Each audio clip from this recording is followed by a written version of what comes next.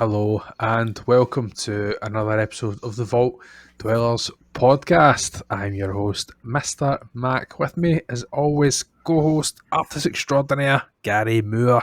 Gary, how's it going? Episode 19, happy to be here.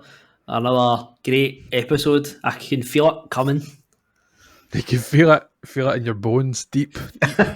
Deep down. In the air tonight. We should say that Gary is literally just off of a back shift straight into his side hustle here. So his energy is there, all there and a wee bit more, or a wee bit more, as we should say. Obviously, we also have our other co-host, and Hoodie, how are we this fine day? We are good. How are we? Yeah, Awesome. Somebody keeps cutting grass outside though, so we just have to be.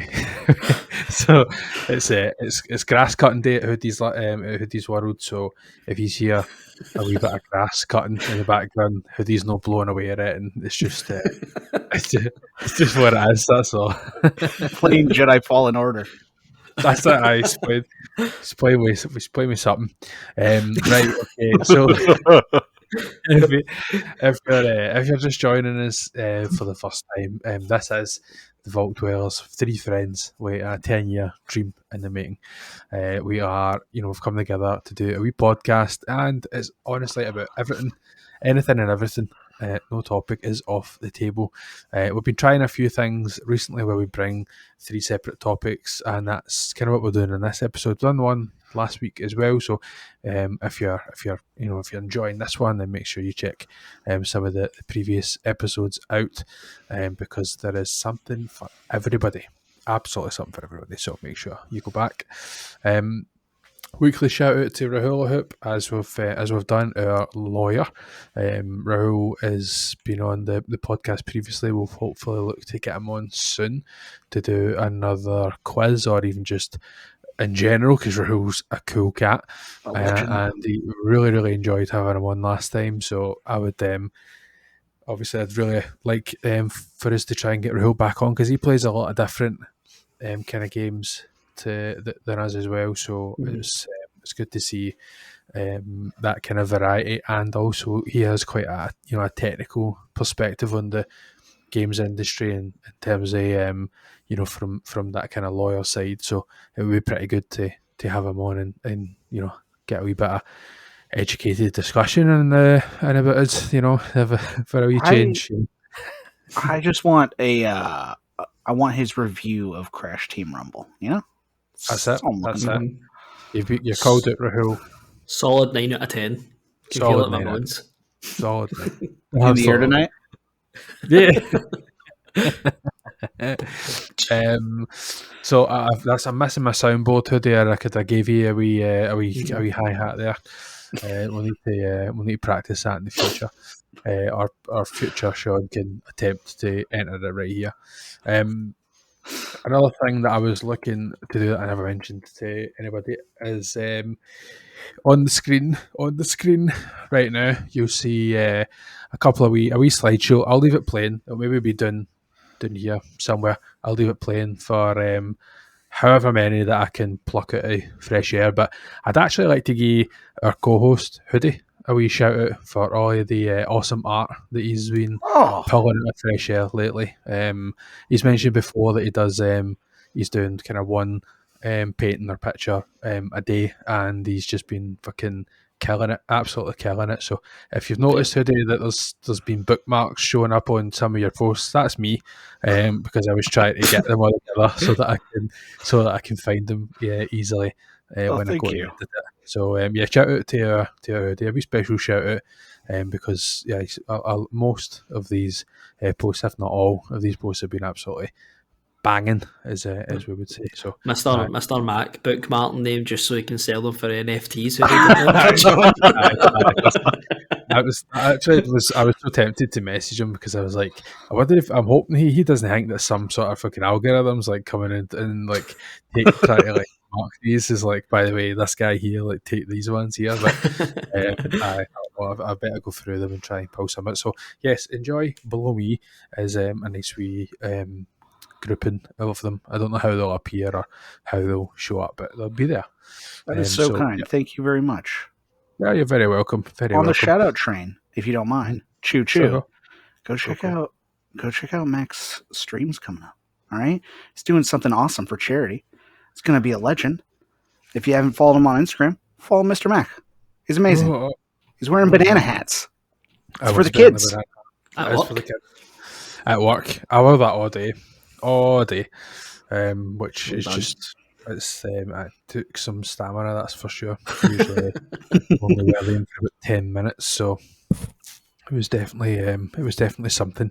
So Hoodie's mentioned there, obviously I posted on Instagram as the time of recording today, and it was for Cash for Kids. We went to dress up as a pop star, so I decided that I would just put my banana hat on and put Rama across it as Banana Rama. So it went down all right. Some people didn't get it. I don't know how, but anyway, some people didn't get it, and most people found it was funny. So really enjoyed it. Done it for Cash for Kids. We raised in the work a couple of £100, and a few people donated through Instagram as well. So we're up at £19.92. Which is the year I was born. So thanks to our Ben for doing £4.92 as his donation to get it to that. So I quite enjoyed that one myself. So it was good to see him. I really appreciate that. I said if anybody donates, I'll put we'll do a spicy bean. So I've still got my Bean Boozled here, and I'm hoping to start some streams really soon. So I keep saying that, and Gary keeps reminding me that I'm saying that and telling me to get streaming. So I'm sure everybody will join Gary and trying to push me back into it. But I'm close, really close. Waiting for that Resident Evil 4 playthrough. Aye, maybe. I've got about 6 games sitting there that I'm hoping to just distract myself. And I mean, we bought myself and Gary half down and bought some Star Wars Jedi Survivor. So that's probably my next kind of main game that I'm playing, but not streaming. And I said to Hoodie that I may be considering streaming some Mass Effect because I haven't played that yet. So I think that might be the one. But I've got some other ideas with some Xbox games, Wolong and things like that. We still had the games I was wanting to play, so it might be a good idea to try and work that one in. But we'll see. Just before then, we jump into a wee bit of what have we been playing very quickly. I would like to add a wee write-in from our very own Mrs. Mac. She's requested that we need to watch at some point anyway. We need to watch and review the Super Mario movie. Let's go. So, whenever that may be, that's a request and the wee write in for Mrs. Mac. I'm excited. That movie looks fantastic. Absolutely. I'm going to shake things up a wee bit with what have we been playing, and I'm going to throw it to Hoodie first, just to break the circle a wee bit. How dare you? We'll shake things up a wee bit. I don't know why. I just felt like it because it's the order that we're talking later. So I thought, fuck it, we'll just throw it to Hoodie. It's all the spicy beans. That way we just change things up and keep things flowing. So, Hoodie, what have you been playing? You know what? I've been playing. Okay. I played Meet Your Maker, which is the kind of Mario Maker that's on PlayStation Extra or Premium or whichever tier they decided to call it this week. And I really enjoyed what I played solo, but then I had the great idea of inviting Ben to play the game. And this is where it all went to shit. And you're going to think it's Ben's fault. No, it's not. It's the game's fault because the game retroactively makes playing alone boring. And so I can never play it by myself again. So been there. I was like, okay, I'm not feeling it anymore. It's not fun to solve these levels without Ben around. And I just dropped off of it and Ben dropped off of it. And then we both decided we didn't want to play it anymore because a lot of the gameplay mechanics are not obtuse, but they are very much like not polished enough. And I'm hoping they get like a chance at a sequel at some point, or can make like a major update to it, but it becomes a hard thing to play after a while. So we dropped off of that, and then we moved on to Sackboy's Big Adventure, Nice. which I enjoyed Mhm. my time with. It's not like the best platformer in the world. It's a nice like casual food kind of platformer, and I actually think I prefer this way of Sackboy being in like a 3D environment, Mario style go around, playing levels. Again, Yeah. played with Ben, Yeah. and then played with another friend of ours, Gage. Oh, very good. And I think all three of us decided that was more than enough, and we all dropped off of that one. So it's been a lot of like little games, like chunks of games here and there, and then falling off of them. Nothing sticking yet until Ben introduced Gage and I believe yourself, Mac, to a game called Wreckfest, which, let me tell you what, I never heard of this, never played a game like this, but you're a car that is in like a demolition derby, and you're just going around running into each other, trying to destroy each other's car, and it's so much fun. It's a blast. We were playing for hours the other night and just running into each other, falling off cliffs, trying to race around.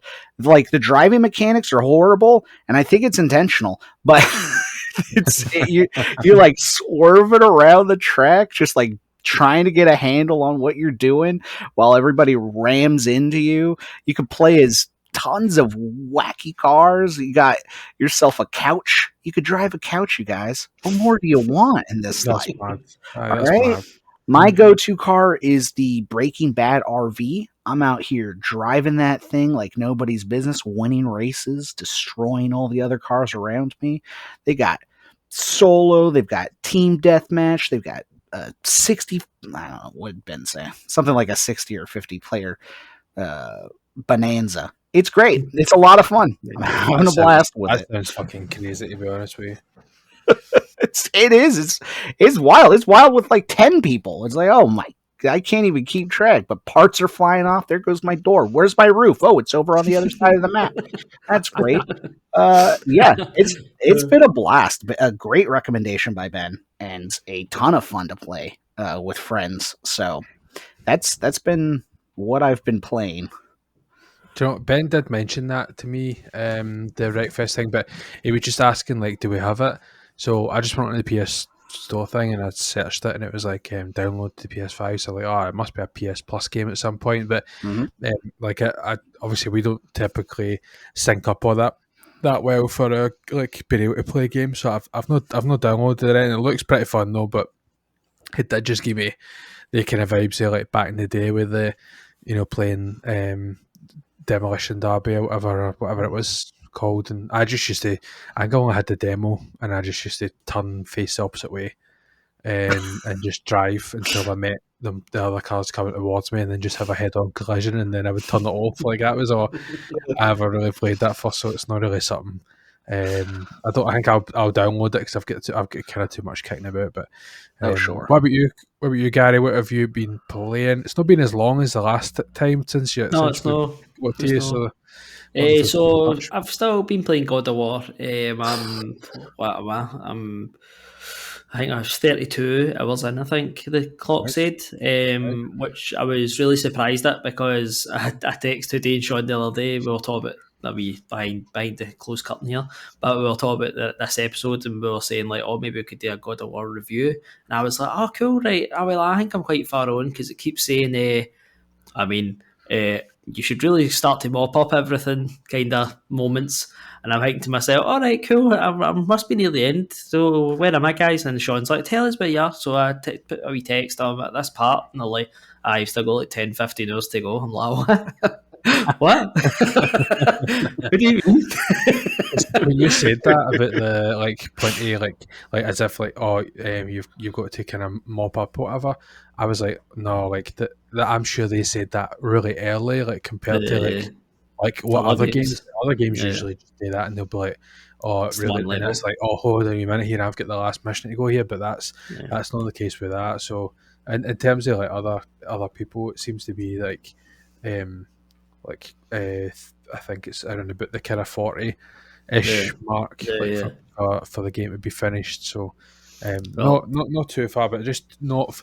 It was too far for what time we were talking about doing this as a podcast, and I didn't want Gary. Neither of us didn't want Gary rushing just with the way that we don't want to mainline it or anything and have to try and circle back and that stuff. So we're going to do a spoiler cast of God of War really soon. Obviously, we did some good discussion last podcast, and it just felt like there was a lot of energy there for such a good title on it.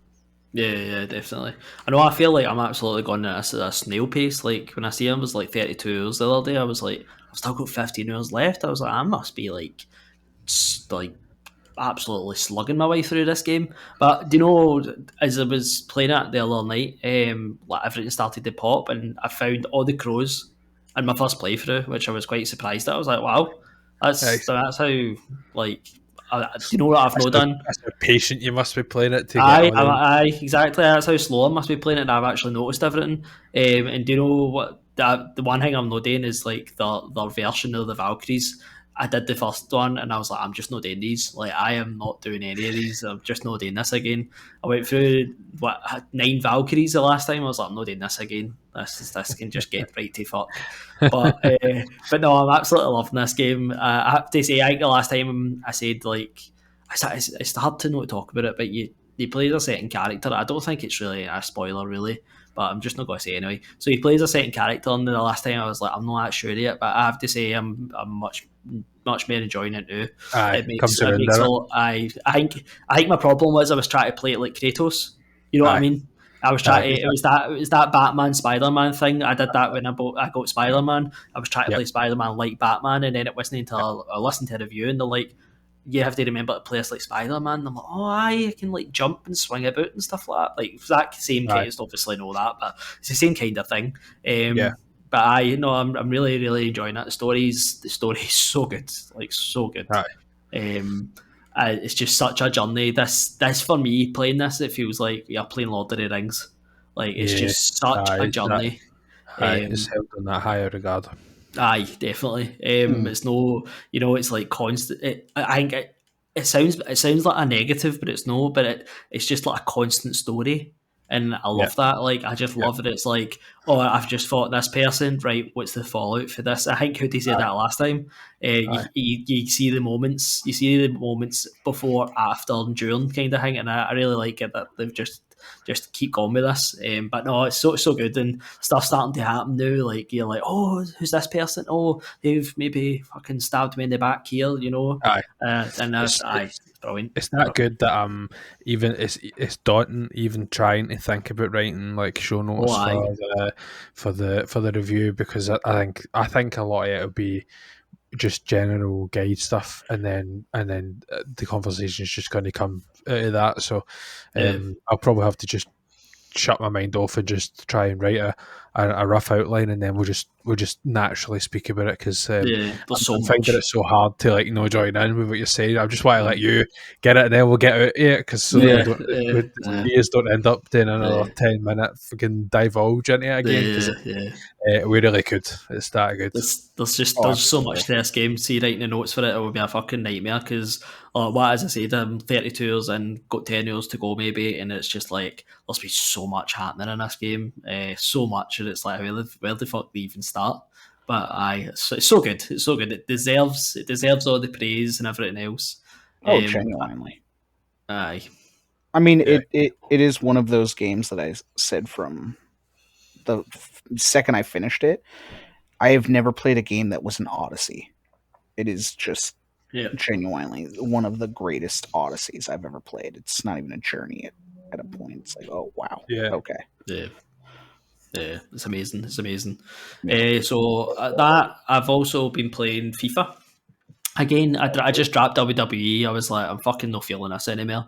So I just got flung in the fuck off pile. So FIFA, can I just say, I looked at my hour clock for FIFA the other day. 139 hours I've been playing this game for.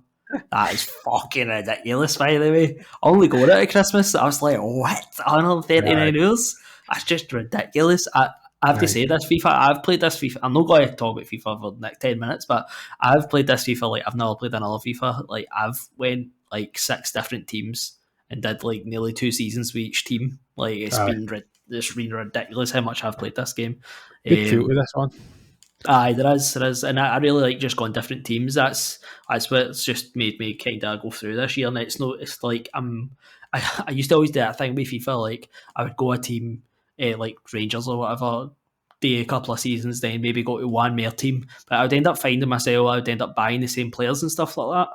Like somebody that you know, like if they're a good striker or whatever, and you're just like, I know this person, I know how they play, just buy them. But in this, I'm just going totally different people. Totally buying like all different people, which is good mix and stuff like that. Good.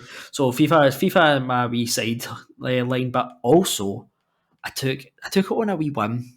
I think it was on sale a couple of weeks ago, and I seen Cult of the Lamb. I was like, do you know what, that could fit in as like a nice wee hour or two game, and I bought it, and it's fucking amazing. Absolutely love this game. Like, it's just so good. It's like what are you playing on? PS4, 5. PS5. Oh, I wasn't sure if you got that on that or the Switch. No, do you know what? It would have been a perfect Switch game. It would have been. So see, when I'm playing it in PS5, I keep thinking that to myself. Keep thinking this would be a great wee handheld game. But I bought it for PS5 because it was on PlayStation Store. And I think it plays better on this on the PS5, to be honest. So you're probably all right. Yeah, I love how like the base building is just like it's simple, but yep, it can be intricate, but it's no like you're scratching your head how to do stuff. It literally tells you like if you want to build something, you need this. That's it. Like that's all you need to do. It's not going to be like fucking Minecraft where you need to combine shit and all that. And how would you go about an encyclopedia kind of thing? But I like that. About Minecraft, the whole idea that you need to even remotely see as soon as you have to look something up, something that's something that you should be so simple. Yeah, and you have to go away and look it up. If there's an item that I need, why not just tell me what it is that I need today to make that item? I know that obviously there's one level higher than the general things that you get in terms of the game. So you've got your planks of wood and then or whatever it was brick, and then you put it into this refiner thing and it makes it one level higher, but that's it. That's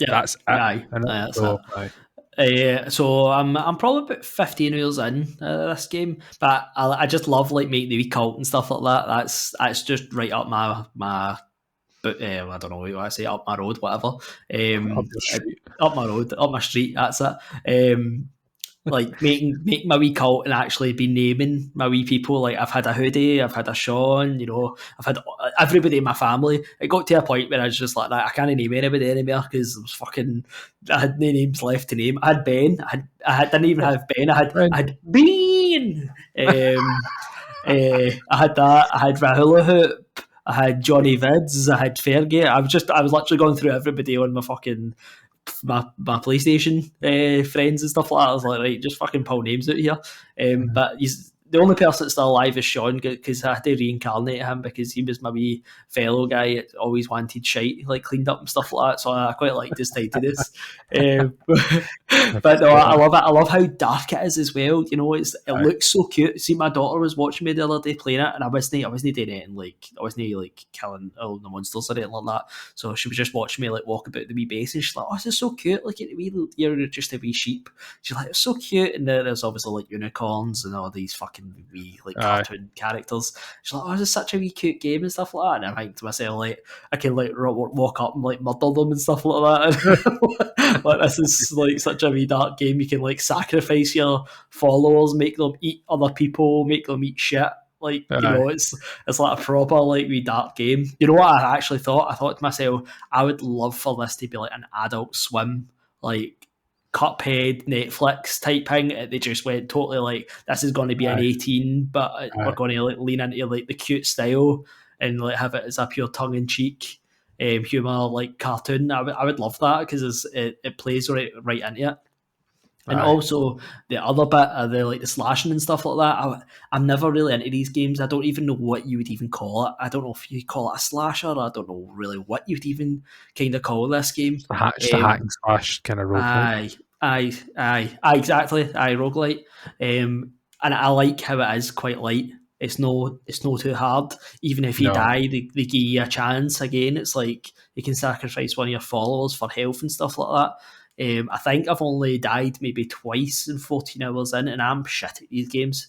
I'll be honest. Like Enter the Gundam and all that. I love looking at the games and I love seeing people playing them, but I'm relatively shit at the games.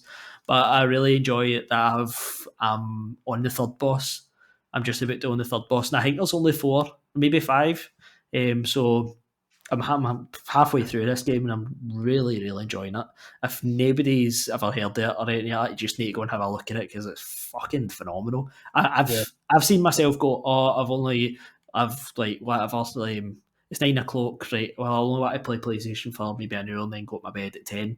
And before I know it, it's 12:30. And I'm like, fuck, where did the time go? But I've just been enjoying myself playing the game.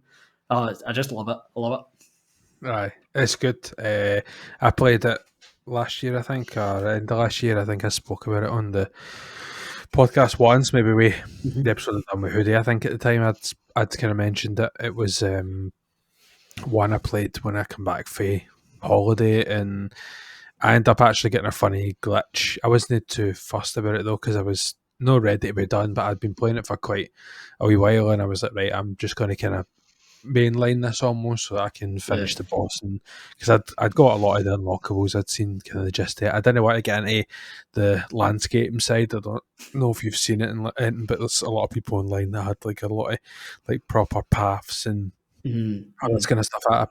I wasn't, believe it or not, I know wasn't that into the. I liked the base building, but it was like too simple for it saying good at times because it was just some of the things that I wanted it to be able to do. But at the same time, I wasn't overly fussed.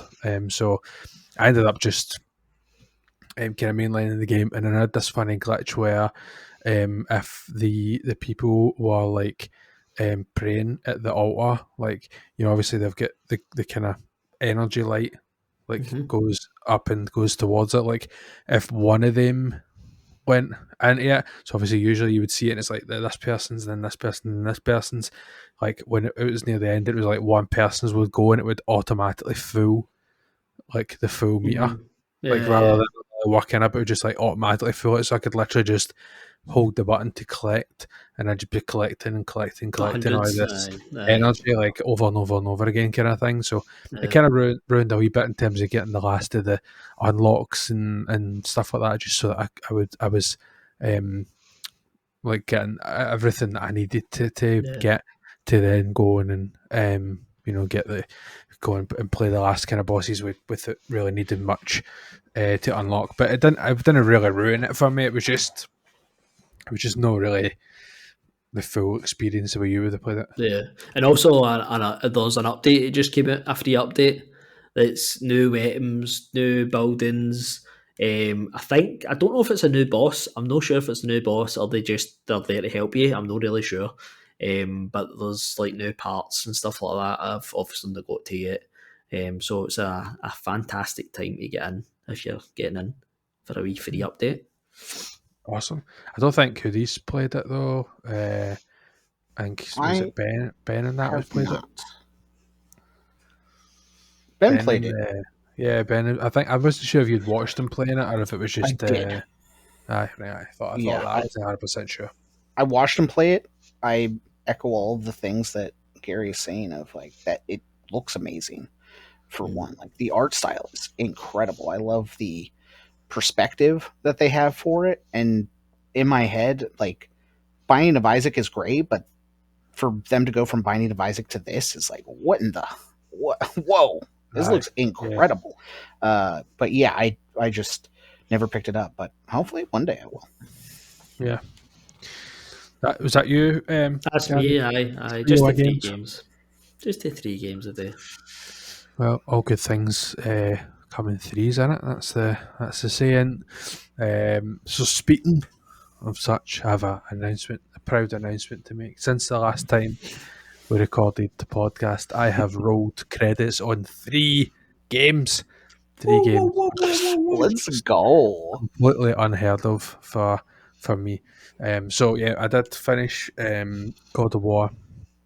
And again, obviously, I'll not. Oh, I'm not go near it at all. That was just fucking ping my finger off the table. I'll not go over anything. But the spoiler cast coming soon. But absolutely loved it. Really loved it.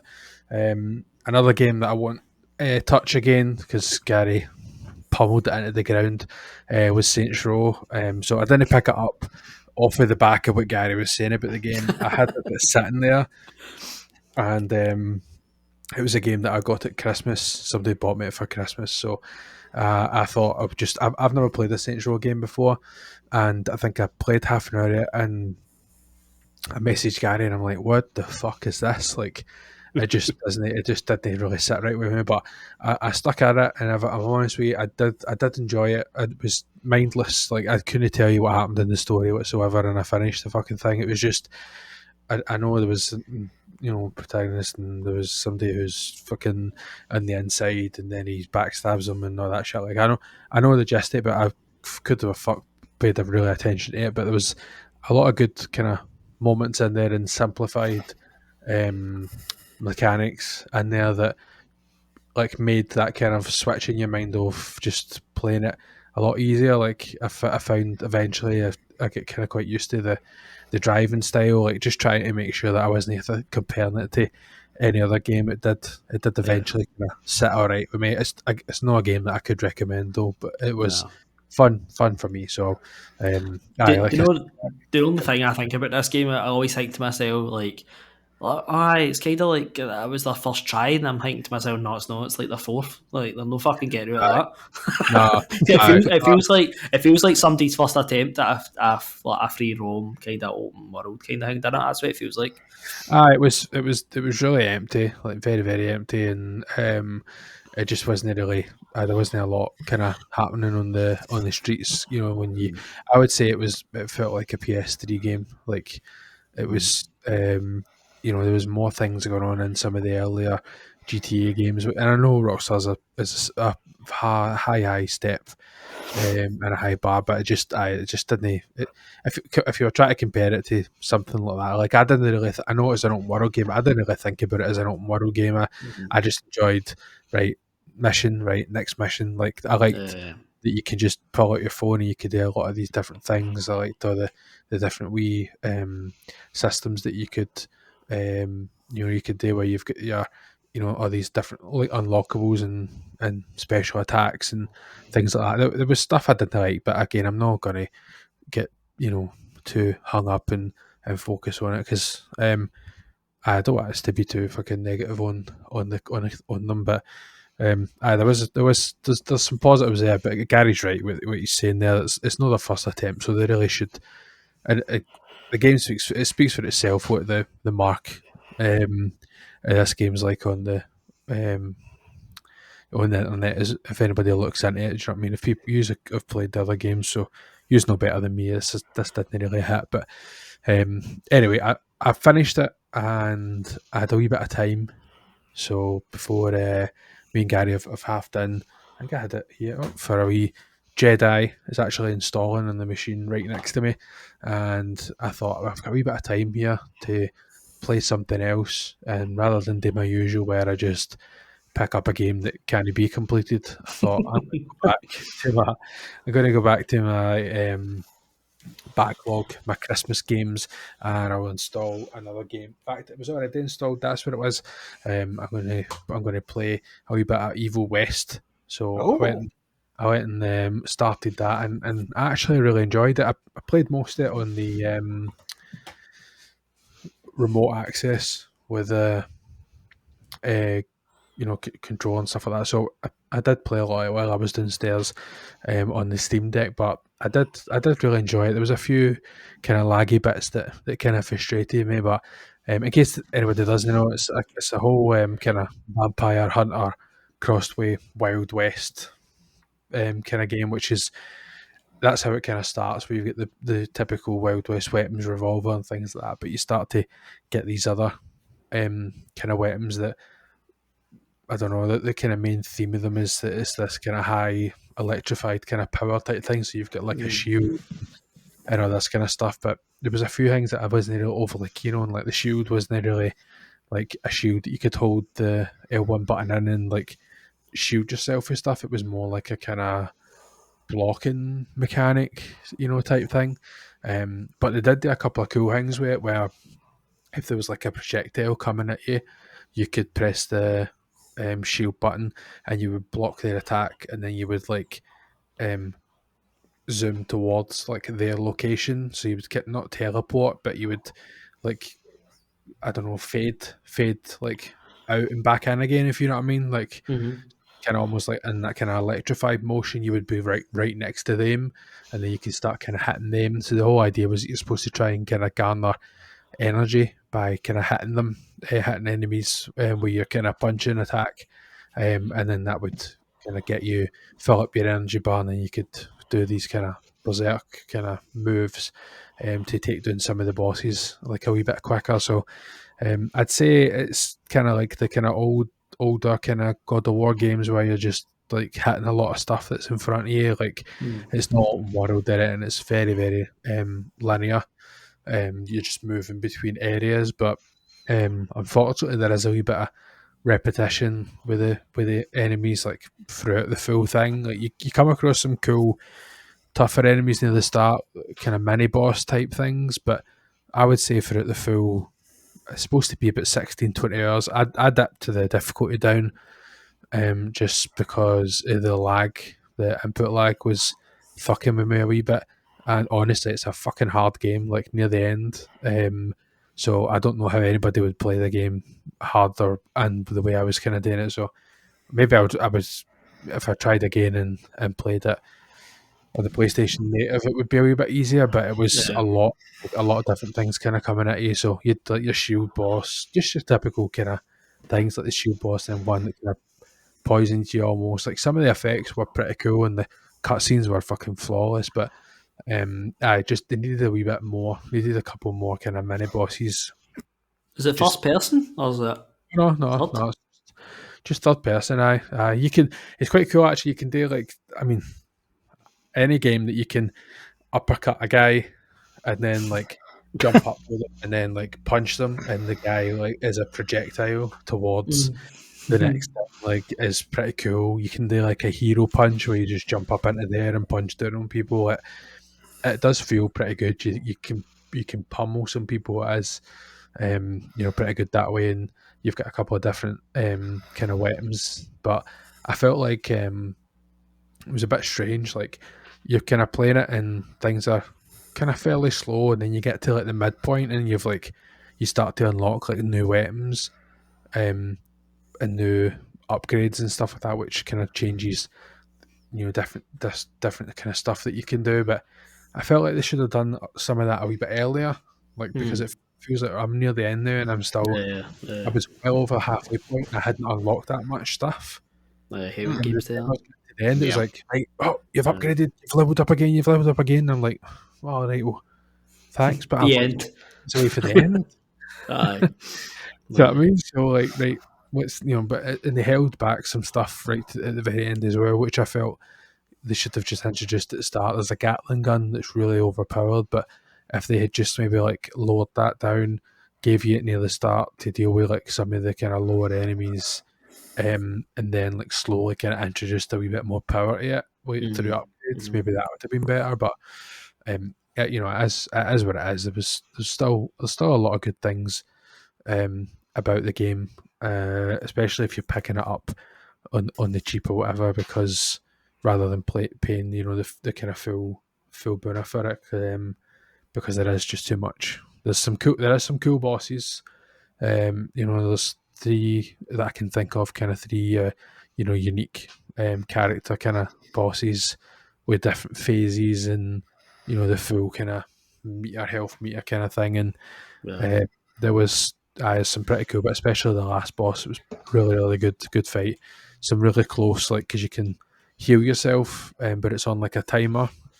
So there's like a timeout kind of thing. So you heal yourself, and then you have to kind of make sure that you don't end up getting damaged again until that fills back up again. So there was some moments where it was like right on the button, ready to end up being killed and stuff. So I was, again, it's really good. I would check it out if you're looking for something a wee bit kind of simpler, but again, it's on the cheap.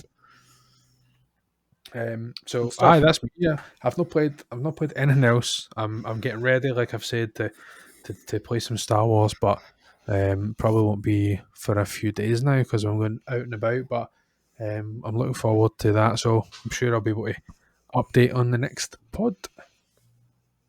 Congratulations on completing 3 games. Yeah, I know. I've been excited. That's why I was like, we need to do what have we been playing, because I've finally started beating some games, and I need to tell Gary all about it. The fans asked for it. We need to bring it. We need to bring it every pod. Shout out to Ben mentioning that whether he was being sarcastic or no, that he liked what have we been playing. So now it'll never go away. Right, okay, let's get to it. The main events, I should say. Let's get kicked off with some topics. So, like I said, last episode, we brought 3 kind of topics to the table and ran through them.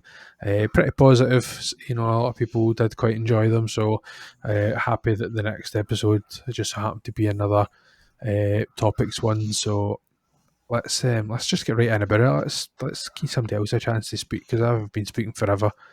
It feels like, and we're going to throw it to Hoodie first.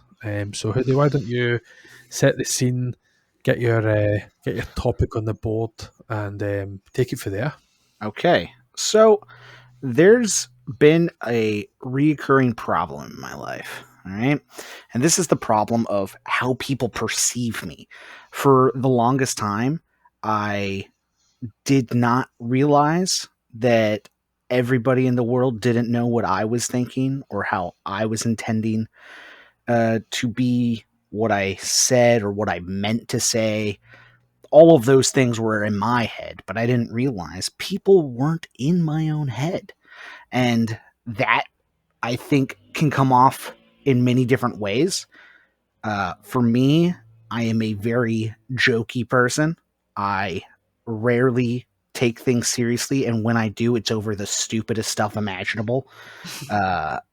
And over time, as I've gotten older and I've had people tell me how I've acted or what I've done, where it was like, why are you being so serious right now? I'm like, oh, I'm not.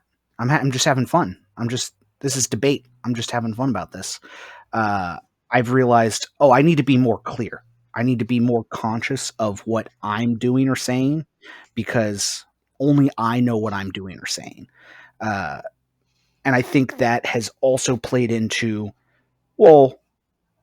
does how much of that matters to me that I come off the way I want to come off, or how much of it matters that I want people to perceive me a certain way, right? How important is that people like you is kind of also in there of, I think,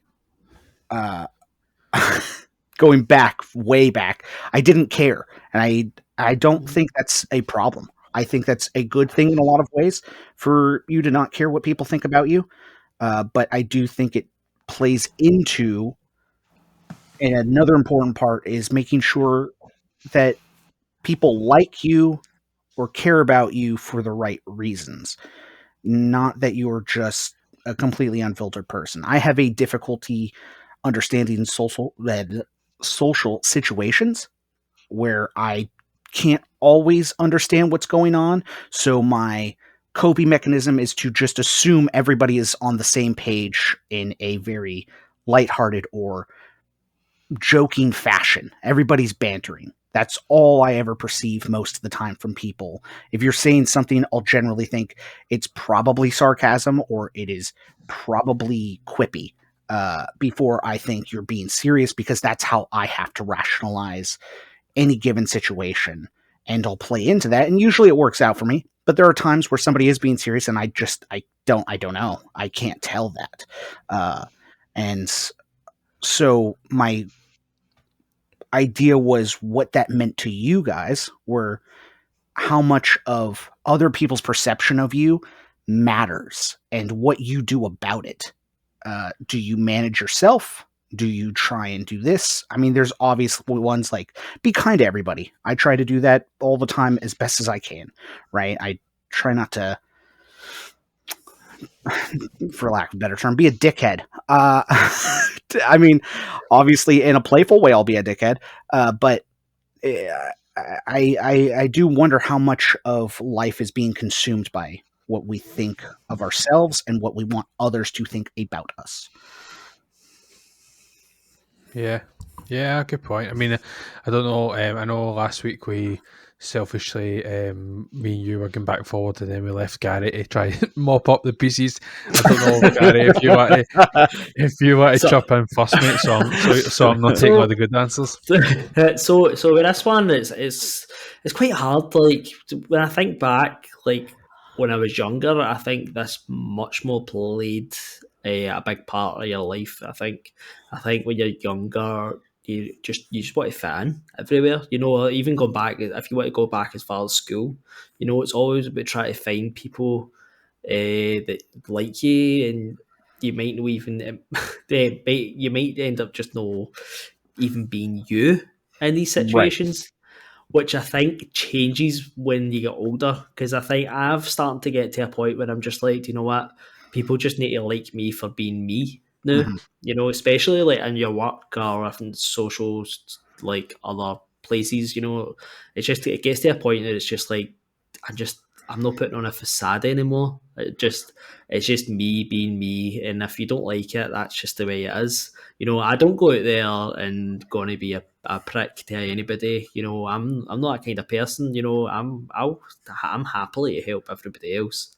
But I think I'm getting to a point where I'm just like, I'm not really that bothered anymore, and I think it's a good thing, and it's a good thing. It's not. I don't even think that's a bad thing whatsoever. Yeah, because I think it's worse because I think it's worse when you do think that way, because you're just you're putting false expectations on yourself, and you know, like as I said, like there would be situations, like I'll just take for my work for example, like when I first started.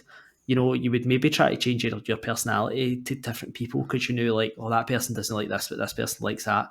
But then it's like, well, is that me? Right.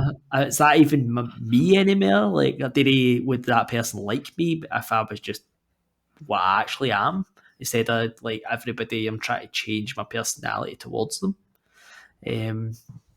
I don't know. It's a hard one. As I said, I do think when you're younger, definitely, because you're trying to fit in as much as possible, especially, as I said, in school. That's a huge part. You know, you're just trying to find your own tribe, if you like, in school.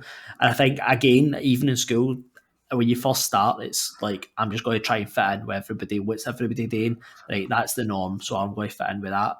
But I think, again, as you get older in school, that's when you start to find, oh wait, there's people that are like me, and that's where you end up going towards. That's how me and Sean end up getting together, you know, and I've had sex every day ever since.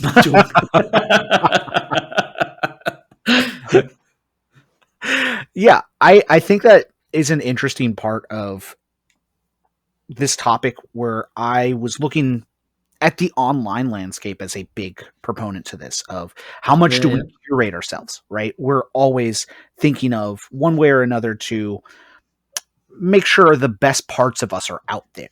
I think when I was much younger, that was the thing of, I've been called chaos a lot of the time. And I think it's generally in a good way. I don't I don't know. Usually I don't know if people are complimenting me or not. But again, because I presume everything is sarcastic or whatnot, because that's the best way for me to cope in any given situation. Otherwise, I'll get overwhelmed and I won't be able to handle social situations. But I'll take that as a compliment. And then I go, okay, I'm chaos. So people will already get that. But I think my best foot forward is to make sure that people know, hey, I'm starting with a joke, or I'm starting with a compliment that is genuine and from a place, because I don't compliment people unless I mean it. And I want people to know that, right? And I think that's one of those things that I realized online, where that might not always be true, which is an interesting thing. People curate to niceness even, or kindness, which was an interesting aspect of learning what online life could be like. And offline, or not even offline, but in private, the demeanor of somebody could easily change from experiences I've had, where it is like, oh, okay, interesting. That caught me off guard. And this is fascinating to explore you as a person off the face of whatever brand you're creating for yourself.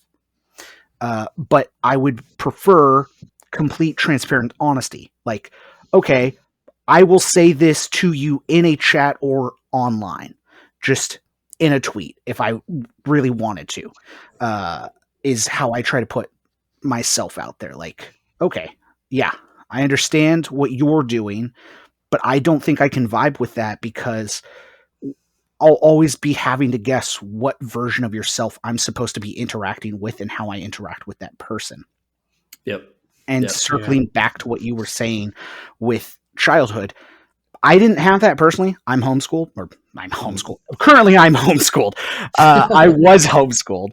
And a lot of my interactions with other kids were just neighborhood kids. And it was very much pointed out to me that I was weird, right? That was a big through line throughout my life. I'm weird. And I don't know what version of weird they perceived me as, but I just knew that that was the label I was given. And how could I embrace that, right? I think that was an important part as a kid, to understand the difference between changing myself or embracing what they are calling me. Well, I'll double down on it. And that's where a lot of my love for Spider-Man came in, right? Spider-Man, Peter Parker, the persona of him in either or is that he's weird and he is quippy and he is jokey. So I'm going to take on that because he empowered me in that way. He gave me a sense of, okay, yeah, sure, maybe I'm being bullied, or maybe even if they're not bullying me, they are making me feel bad.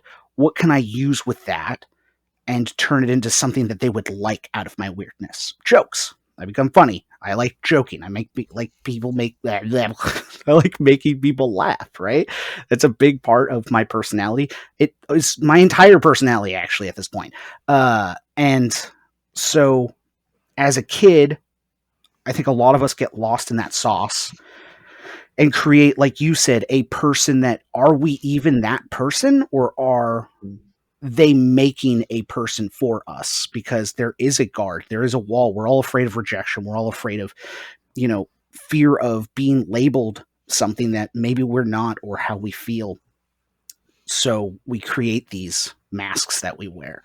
Like, you go into your job, you want to adapt, you want to be liked by people, you don't want to come off as that guy and then feel isolated or alienated a lot of the time. And kids, like you said, have that the most of all. But it just continues on into adulthood in so many ways, where online, super outgoing. I like talking to everybody. I like getting to know everybody. I'm a big fan of exploring other people's personalities and what they like and their interests, because that informs me and it makes me care more about them. Offline, very quiet, very, very shy, afraid of everyone all the time. And I personally think, that's part of the conflict on the other side of curating, where am I creating a person offline? Because online, that's how I feel, but offline, I don't feel that way. So I have to decide which part of that is me. And that is always the scary thing with how far do we go with creating a person for somebody else, and how much of it do we maintain about ourselves? How important is it for people to like us can determine how we become. And that is one of those lines that keeps getting blurrier and blurrier as the landscape keeps changing as well. Like, how much of our opinions have changed, good or bad, based on our environments, online especially, where it is like, well, I don't want to say this thing because that might come off wrong. That's not how I mean it, but a lot of snap judgments will be made or whatnot, right? I think a lot of people deal with that, where it is, I like waffles, and people go, fuck you, you should like pancakes. What's wrong with you, you psycho? It is that overarching narrative that is now happening, where the curation is now becoming survival of the fittest, right? In a lot of ways. Well, okay. Yeah, I've had an experience like it's no the same, it's similar but not the same. Whereas when I was kind of going through like my mental breakdown and stuff like that, and I was kind of like getting back, not to normal, but I was getting back to work and stuff like that, and I just thought I was going to work, and I was obviously going through stuff. I was still got to therapy, etc., and stuff like that. But I thought in my mind, I'm like, I'm at work. I'm like, when I go to work, I'm in total work mode. I'm doing fine, everything else. And then I was talking to somebody who was a work pal, and I was talking to her, and she was like, it was like months later, I'd been back, and she's like, Gary, she wasn't saying it a horribleness or nothing. She was like, she obviously knew everything that was going on. She was just like, you just don't seem the same person when you're here now.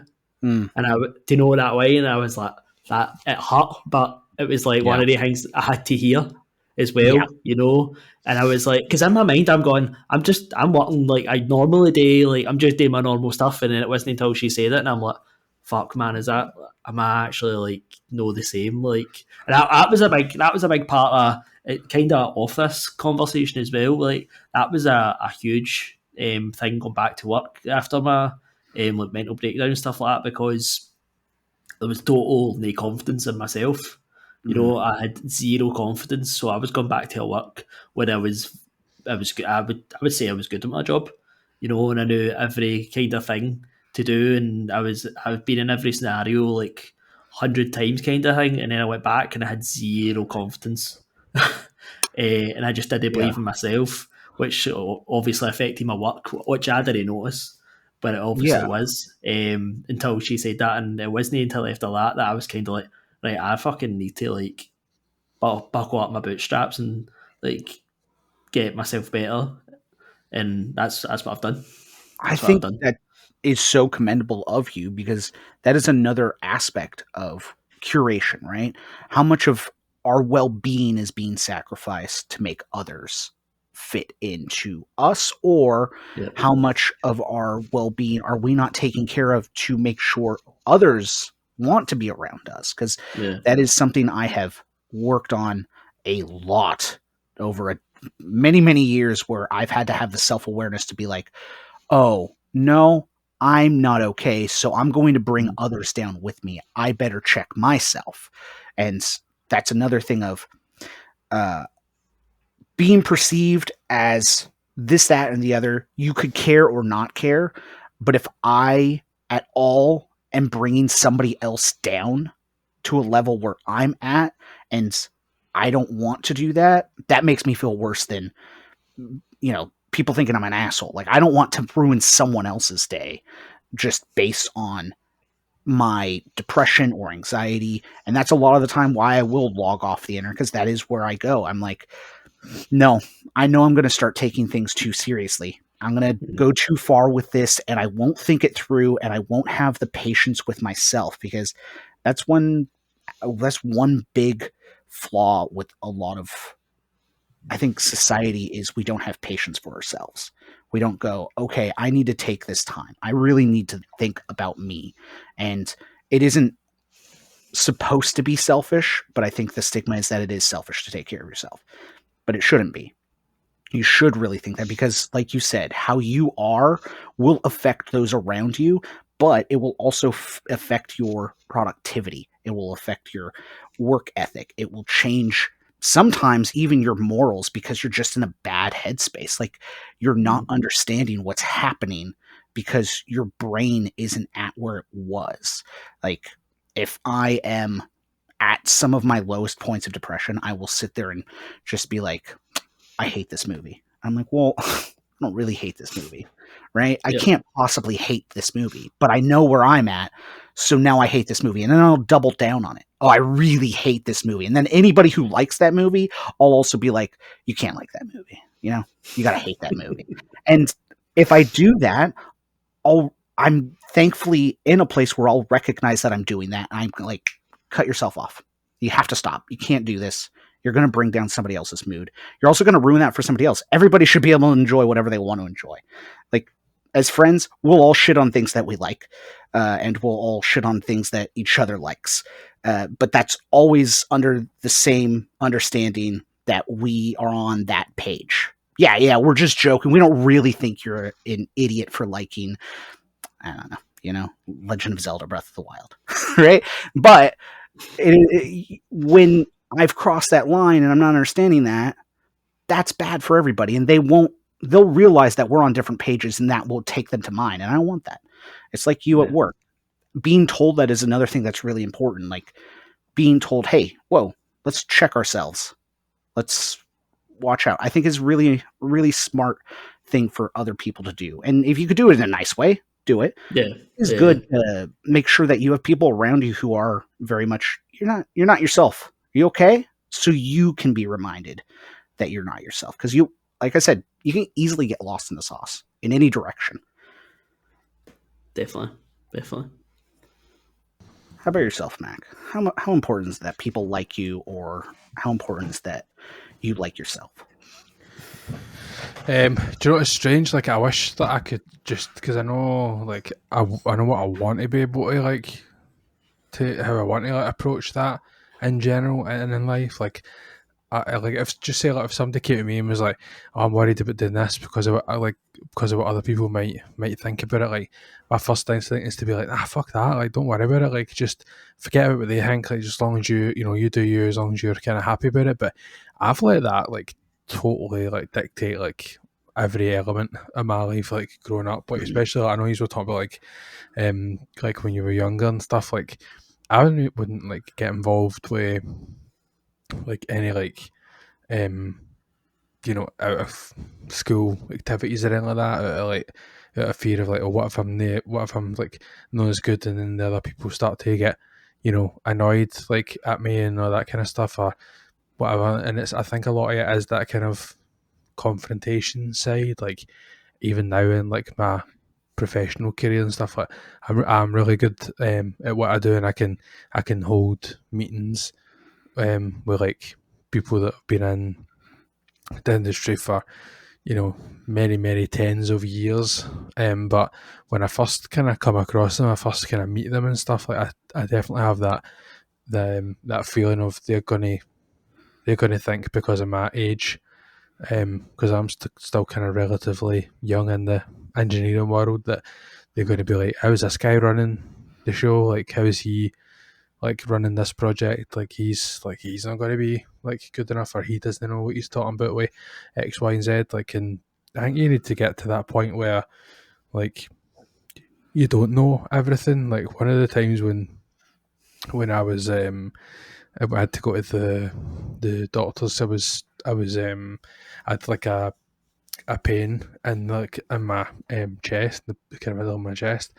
And I went to the doctors, and I was kind of talking to him, and he eventually kind of said to me like, "Do you keep taking like sharp like intakes of breath?" Like because I was getting so like worked up and stressed, I'd be like, and I would do that over and over again, and eventually like I tore something like in my chest, and I'd said to him like, it's because like the project that I was on, like I was struggling with XYZ, or I didn't know a couple of things, and there was some people that were leaving soon in my company that I relied on to go and get help and stuff off of, like if I wasn't sure about something, and they were retiring soon, And they've since retired and everything's still kind of fine. But at the time, the doctor had turned to me and he says, look, even me in the position that I'm in now, like, I don't know everything. Like, I have, sometimes I have to email colleagues or people that I went, university with, or people in different areas or whatever, just to,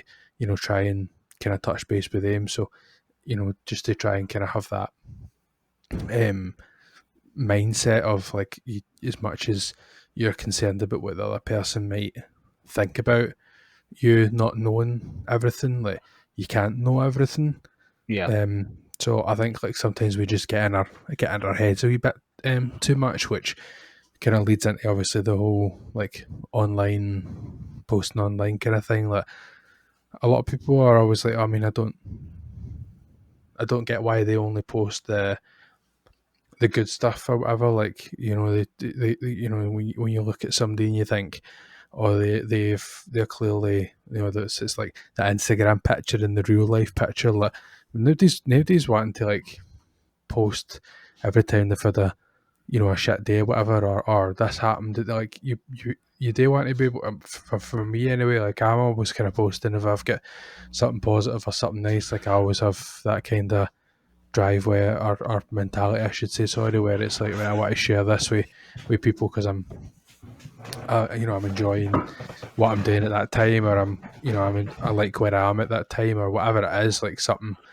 that's making me like want to share something. But 9 times out of 10, like, I'll pause like a lot before like I even like go anywhere like near posting it, because I don't want to like other people to be like, oh, why is he posting that? Or like, I'll check the picture like 2 or 3 times to make sure there's nothing like in there that I'm like, as I don't want like people like judging me or whatever. Like, do you know what I mean? Like, it's such a strange, I do. thing. Like, to try. I mean, I took a picture the day, and it was at the gym, and it was just like a picture of the weight bench or whatever. But probably a wee bit, TMI or whatever. But obviously, you're sweating like mad at the gym, and like the seat that was like in the picture, and I had to like make sure that I took the picture slightly off so you couldn't see that the seat was like sweating. Like, it was all sweaty, like, because obviously I'd been sweating. Exactly. Like, I'm like, do you know what I mean? But you're like, well, obviously you're sweating. You're at the gym. Do you know what I mean? Like, so. Yeah.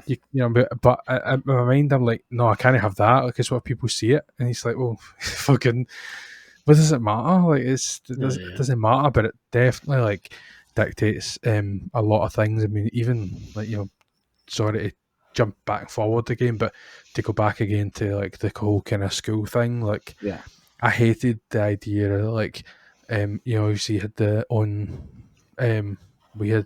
we have because we went to a Catholic school, we would obviously wear a uniform all the time and stuff. It's not typically Catholic schools that make you do that, but most public schools here, you would wear a uniform. That's just how it worked. But we had like these things where you would have like your own was it own uniform they called it? I can't remember. It was basically like own clothes day. That was it, wasn't it? Own clothes day. You would just wear your own kind of stuff, and like we didn't like struggle growing up or anything like that. But I wasn't one for like wanting clothes or wanting like fancy clothes or anything like that. Like, I had a lot of like growing up, I had tracksuit tops and all that kind of stuff, but I never really went out that much. I'd done it, and so I never had like this wardrobe of clothes to wear. And I remember my dad had this zipper. My dad used to wear a lot of in fact, he even still does, like, that fucking Canada Goose or whatever the fuck jackets that cost fucking silly money, and all the high end brands. Like, he wears all that kind of stuff, right? I don't really bother with it. So, but anyway, point is, he had this zipper and he gave me it, and I quite liked it. But I wore it to on this own clothes day thing, and then I wore it to the next one because I don't wear it that often, so it's not done in it, and it's not like I've been wearing it outside, because anytime I used to go outside, it was just to play football, so I wouldn't be wearing it there. And I remember like this fucking stupid lassie in the class talking, and I had pretty good hearing, so I knew what they were saying, and they were like, you did have good hearing. I had really good hearing, and they were like, I mean, why is he wearing that again? Like, I'm sure he wore that at the last one kind of thing. Like, and that's like, I mean, the fact that it's still in my head now. Like, I mean, I right now, I'm like, I think I'm still hanging on to that memory because it was twice that same fucking person done the same thing. Like, one of the times it was stupid lassie again, just fucking daft Ned. They were in music class and they were doing there's like a thing and your tongue, like right at the base of your tongue, there's like a wee like ball almost, like right at the bit, like some people's kind of tongues. They're like, can you feel like, do you have, like, they were like, oh, do you have that? Do you have that? And for some reason, like, my mind was like, I wonder if I have that. So I went like that, like with my tongue to see, and she was like, nobody's fucking asking you. Like, you know what I mean? Like, just like pure cheeky like that. But I seen her a few years after we'd left school, and she was doing this fucking absolute shit job. And I was like, do you know what? Fucking yes. Fucking yes. Fucking stuck in a shitty job. Fuck you. Anyway, my point being that I probably never wore that zipper like to school again because I'm thinking, well, she's going to fucking, people are going to be like, you can't wear the same thing again. I mean, I know a lot of people with it, you know, being sexist, girls in particular have a hang up on wearing the same outfit. You see that in movies and stuff as well. It's probably the main drive is probably that people see it in movies where it's like, I wore that dress, I can't wear that dress to the next one because people will be like, she wore that dress. And that's probably maybe what happens. I don't know, but for me, like, see if I'm wearing something and I like how I look in that thing, like, I don't mind wearing it again.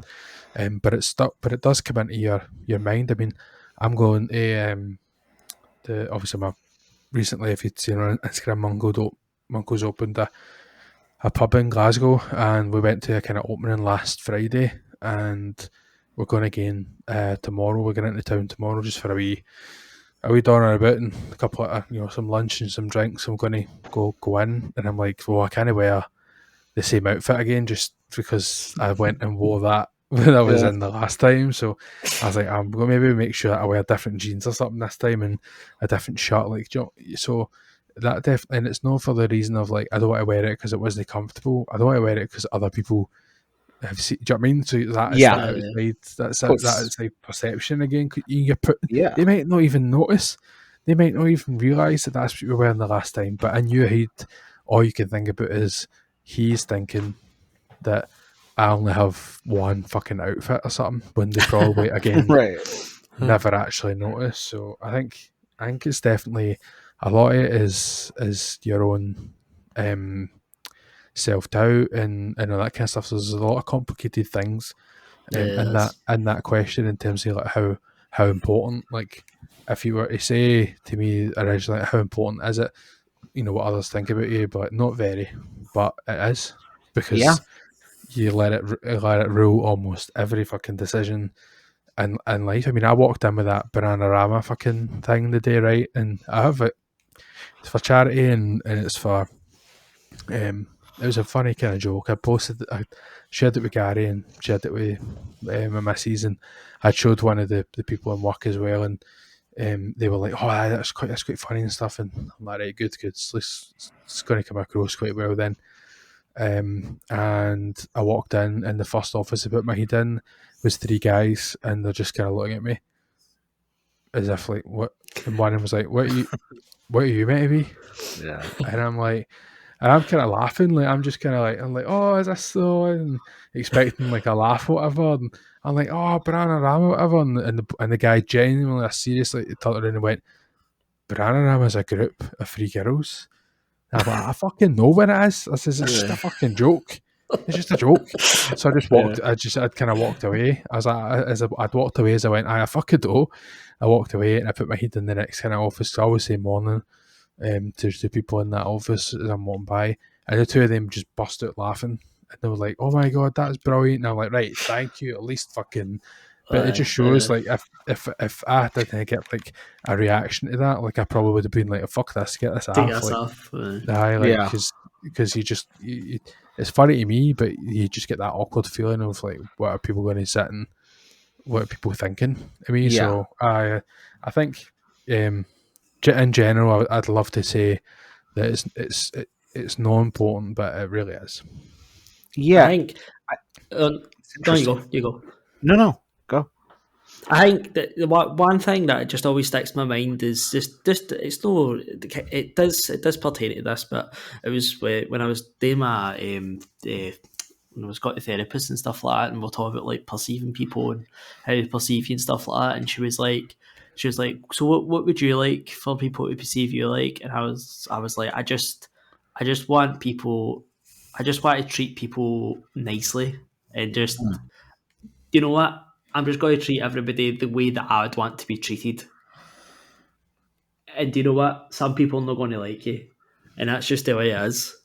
And that's just the way I kind of think of every interaction now. And Sean's right. In some scenarios, you are going to, you know, I mean, I'm a bit of a sneakerhead and like talk about clothes. You know, like I see now and again, I'm like, I can't wear the same trainers to work if I'm working 2 days in a row. You know, it's just like in my mind that like, it's a pure stupid thing. Who's going to look at my trainers and go, "Oh, you wore them yesterday"? Yeah, like, but in my mind, I'm like, I can't. Nobody, exactly, zero people.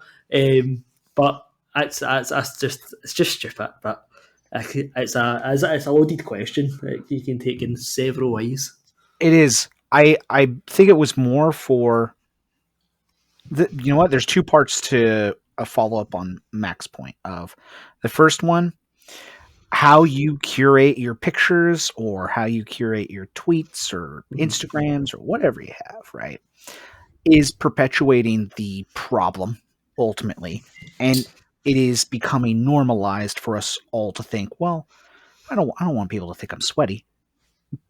Personally, Yeah. I understand that, right? I get it. I'm right there. But it is that thing of I sweat profusely. All right, everybody? Everybody listening? I sweat so much you would go, oh, look it, there's a rainfall. But I've gotten to that place because a lot of the time I've built outside of the online world a skin to understand I have so much anxiety over everything. The last thing I can care about is what people think of how I look, because that is over it for me. Like, I have issues for days. It's too many to ever list in 900 podcasts. So when I walk outside and my hair is disheveled and I've got like a half-shaven beard and I've worn the same outfit 4 days in a row, I'm over it. Like, whatever the fuck you think does not matter to me at this point when it comes to that. But I think that is one of the most important insecurities or self-doubts people do have about themselves. Like, that is a big thing, is the vanity of socials, the vanity of just judgment outside of the internet. There is a lot of that, and it's the unfortunate reality. I think that plays into why I'm nowhere on that. You don't like, I have a fucking Furby as my picture, right? Because I don't need that. I don't need to be perceived based on what I look like or how I dress or how I want to be known for how I am as a person. If I make you laugh, done. I've done it. That's what I wanted. That's all I care about. The rest of it does not matter, and it should not matter, but it does. Which plays into the second part. Remembering things. That is one of the biggest problems that I deal with, where it's like in the middle of the night, I'll remember something from 27 years ago, and I'm like, oh, I dropped my binky in the fucking sandbox and I put it back in my mouth or whatever the fuck it is. Like, I'm still holding on to that. I'm still thinking about something so stupid and petty, but I can't get over that thing. And it informs us and molds us in so many ways, where it is one girl says, you wore that jacket before, and for the rest of your life, you're second guessing whether you or not you should wear that jacket again.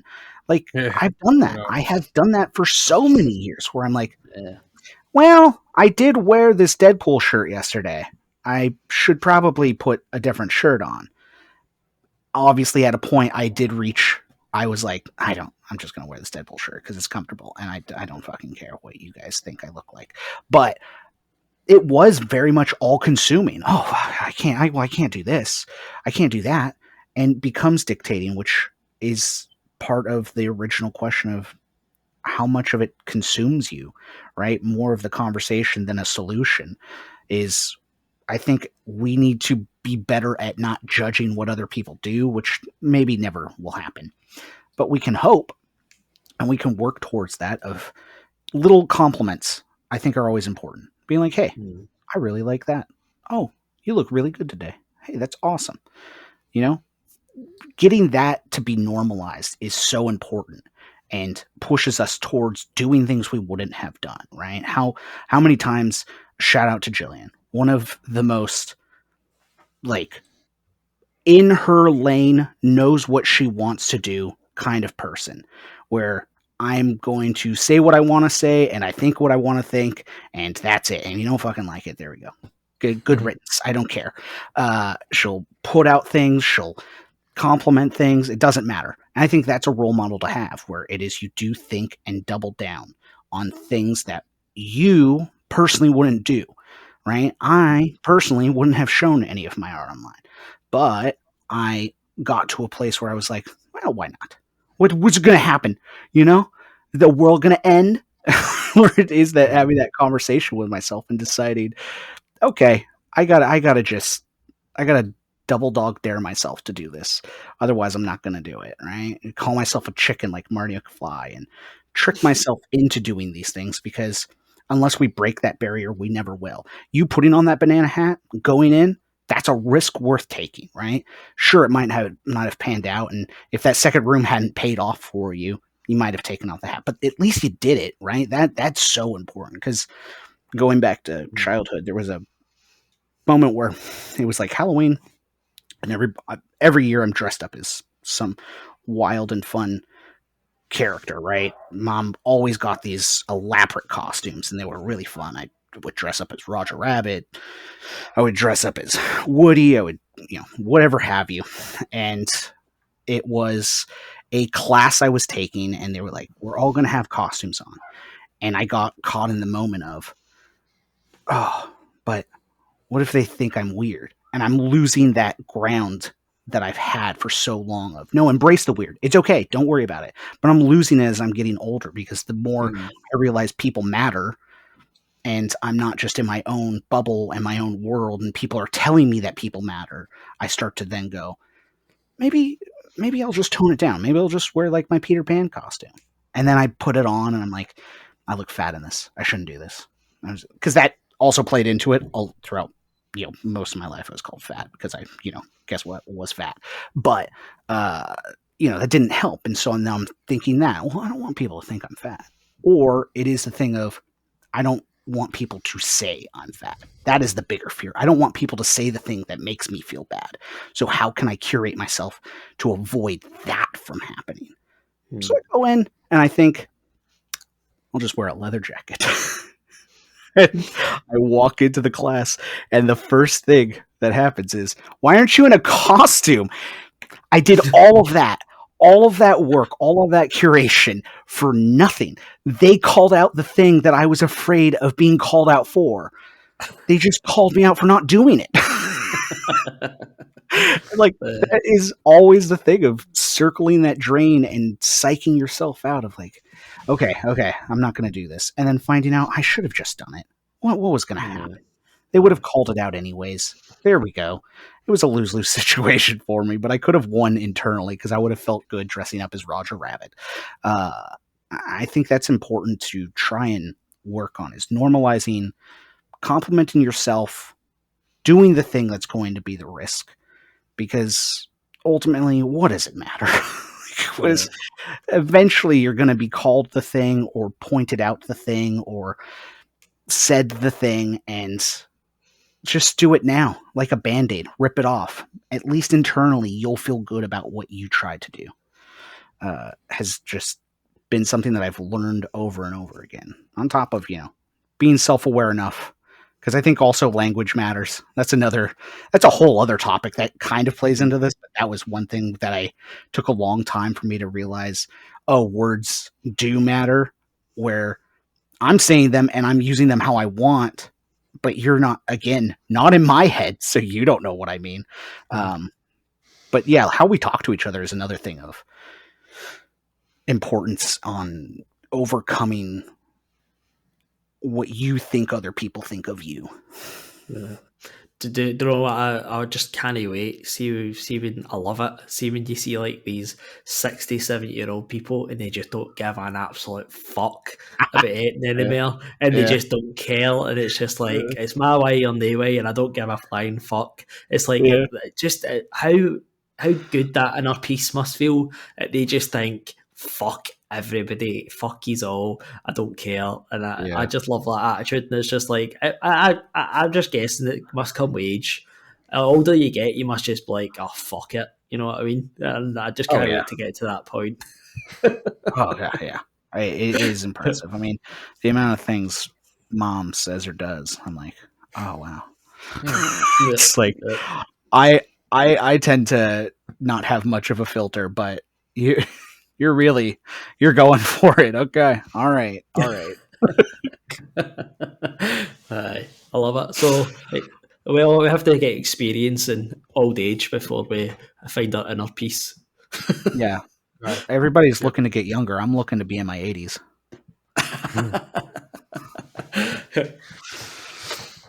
So is Emmerdale's getting any more on that topic before we move on? I think so. Be yourself. Be yourself. Exactly. Be yourself. Fuck it. All right. Okay. So we're going to. The world's going to end. It's already ending. Okay, so we'll move on to our guy. It was a great topic, actually, Hoodie, I should say. Thank you. Pretty good, good thought-provoking one. I didn't actually have that many notes. So it was good just to kind of talk through. I hoped it would be more of a conversation than even like a solution. Yeah, exactly. So yeah, we'll segue then into Gary's topic. So Gary, why don't you set the scene? What's spurred this one on? And let's take it away. So the other night, I had a dream. Martin Luther King here. I had a dream the other night. It was a nightmare, actually. My son was watching Blippi. I'm not going to explain what Blippi is. He's just he's just a fucking arse with a head.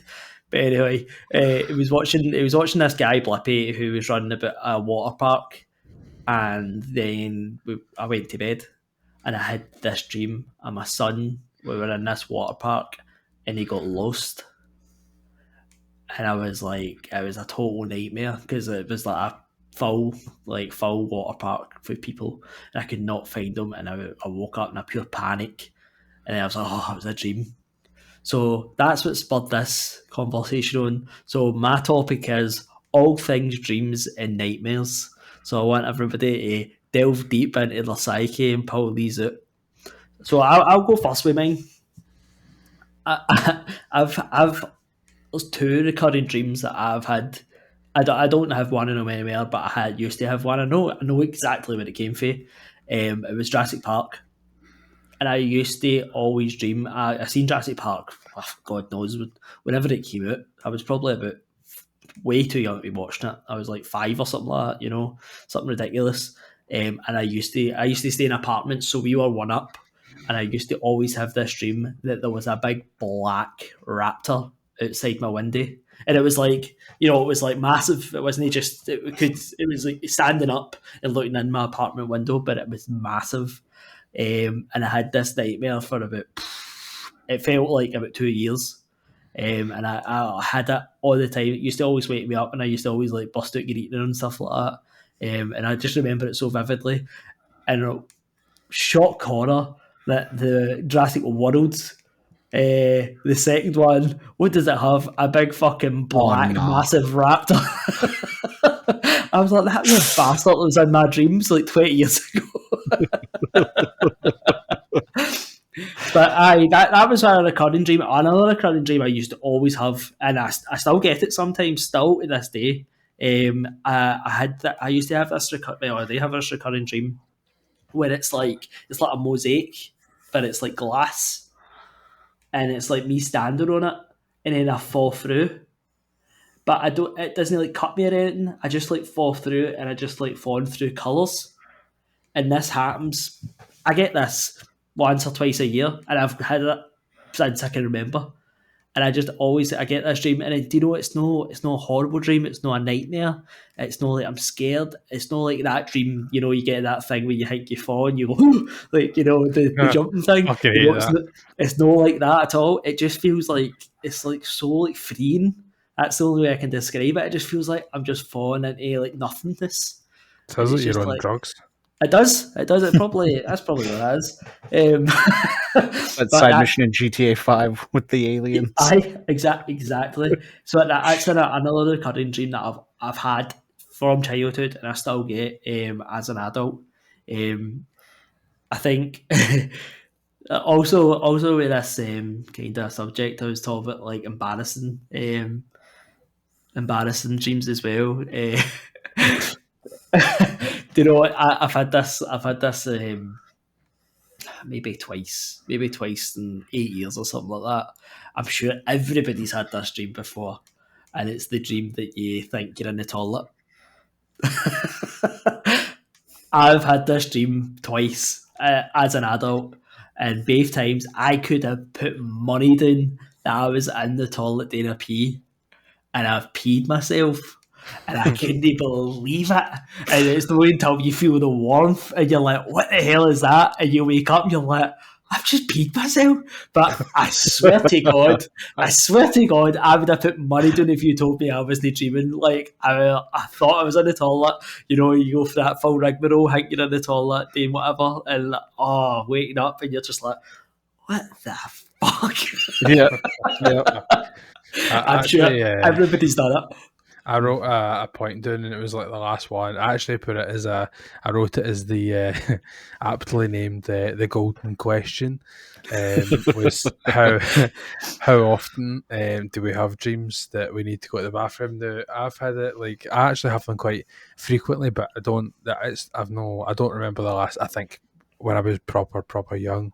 Was the last time, so my body always somehow manages to stop me in these dreams. Like it could be anything. Like I can't recall exactly what happens prior to that, but it can be anything, any kind of like combination of a dream where something's happening, and then all of a sudden, like I'm in a different place and I'm like trying to find a toilet or whatever, or trying to find somewhere to go to the bathroom, and then in the dream, honestly, in the dream, like I am doing the toilet, but I'm not actually doing it in real life. Like I am doing the toilet, but not feeling any relief, obviously, because your body's not feeling that relief. So but Gary's is, but it's not like it's not happening. So it'd be like, so you literally like, you finish or whatever, and you'd be like, I still need to go, and it's like, why do I still need to go? And then you kind of wake yourself up, or you wake yourself up when you're halfway through, and it's not always like that, where it's like this kind of I'm like, just say like I'm having a dream about fucking robbing a bank, and then all of a sudden I need to go to the toilet. Like it's not like that. So I've had it's not always like that, I should say. Some of them are like that though, where it's just like inserted into it, which is so strange. But I have had the ones where it's like, this is my bathroom, I am up at the toilet, and then obviously like I'll like start to like waking up, and I'm like, I'm lying in bed, I need to get up. And that's like, then I'm like, get away to the bathroom. So I absolutely have 100% had that before. Thankfully, not a disastrous effect. There's nothing worse than turning around to your wife and going, I know, that's what I was about to say. Yeah, I've just fucking peed the bed. Fucking 30 years old, know what I mean? Like, I've just fucking actually dribbled out a bit of pee here. Like, it's mental. But I swear to God, the dreams are so. I think. See, the problem with my dreams is I get so vivid dreams. Like, they are just. see, when I'm in a dream, it just feels like that's where I'm. Like, I don't really, like my wife always says she has pure stupid dreams. It'll be like cotton candy eyeballs like chasing her, and she's like this is a dream. Like, I don't get stuff like that. My dreams are like realistic dreams. That's what I always get. I never really, apart from obviously a fucking 20-foot raptor hanging out my window, but apart from that, but it's generally I have like just normal like day-to-day dreams that it's just like normal stuff like at work or stupid stuff like that. So see when you were saying there, she's like cotton ball eyeballs whatever chasing her, and is she aware that it's a dream at the time that she's dreaming, or is she still no that's what she always says. No, she's always like, I know it's a dream, like, and she knows that in her mind, whereas my mind does. I don't think my mind does that. Have you ever had that ever? I have a few times. I would say it's no common though. No common. Do you remember trying to date it, I reckon? I remember one. I wasn't actually that long ago. I don't think. I don't even know what I was dreaming about. I don't know what I was dreaming about. But I just remember thinking to myself, like, something happened in it, and I was like, "Oh, you're dreaming." And then, that way I kind of, like, I felt like my eyes opening a wee bit, and then I just, like, shut my eyes again, and I was, like, back in the dream again. And I was like, you're dreaming. Like, you're dreaming. And and I was just like, just whatever happened in it. I can't remember what happened. But that's unusual for me. That is unusual for me. Usually I'm, like, out, vivid dream, and it's always about, do you know one vivid dream that I've wrote down here? It was after my auntie died. And it was horrible, man. He died. She didn't. I don't mean it's horrible. It was just shite. She died during COVID and stuff like that. She didn't die of COVID, but she died during COVID, and it was just one of the like I've said it to Sean before. Like, it was just one of the ones you just couldn't get closure for it, because it was like, at the time it was like you couldn't go to hospital, so you couldn't see her. So she died, and then at the funeral you weren't allowed in the funeral. So it kind of felt like she just never really died. Like, it's so strange, like, to think that, but you obviously know she's dead. And then I had this dream. I always remember it. This is such a vivid dream, and I still remember it to this day. So that was 2 or 3 years ago now, and I remember it was supposed to be my auntie. Well, look, nothing like her. You have the dreams that it's supposed to be somebody, but it's that person. But it's like she was like a young lassie, like in her 20s. And she just was like that to me. She was just like saying, I'm fine. You don't need to worry about me. I'm fine. And, I woke up and it was like, man, I'm no spiritual whatsoever. Like, I don't believe in ghosts. I don't believe in God. Like, I've no religion, no nothing. And, when I woke up, I was like, that just was fucking freaky. That was a bit freaky and also nice, though. Yeah, I felt like, you wake up and it was a bit like, it wasn't a nightmare. It was just like, maybe, don't know, maybe it was my mind just easing myself and just be saying, you know what, it is what it is, kind of thing. And that was a wee bit of closure for my mind. But yeah, I have to, it was really nice. But it's weird. It's weird when you have dreams like that. Aye, no, definitely. Just before we move too far away about the dreams that you're aware you're awakening like that, like, I definitely have. I've had a fair few, but the only one that really sticks out is is when I was in primary school. So whatever, 8, 9, 10, that kind of age, and I was in like the playground and I was like running, but I was running really fast, but there was nobody else about, and it was just that way. I'm like, fucking, that's a dream. Like, I don't know why, but just like, this is a dream. And the first thing that came to my head was like, well, if it's a dream, then I can fly then. Like, and that's just what it was. Like, I was like, 9-year-olds. It's not unreasonable for that to be like my first thought. But could I fly, man? I was like going along the ground like that, like my legs on the ground. I was lying on the ground like that, like really, really quickly, and then I woke up and it was like, fucking hell, man! Like, I could have flew there.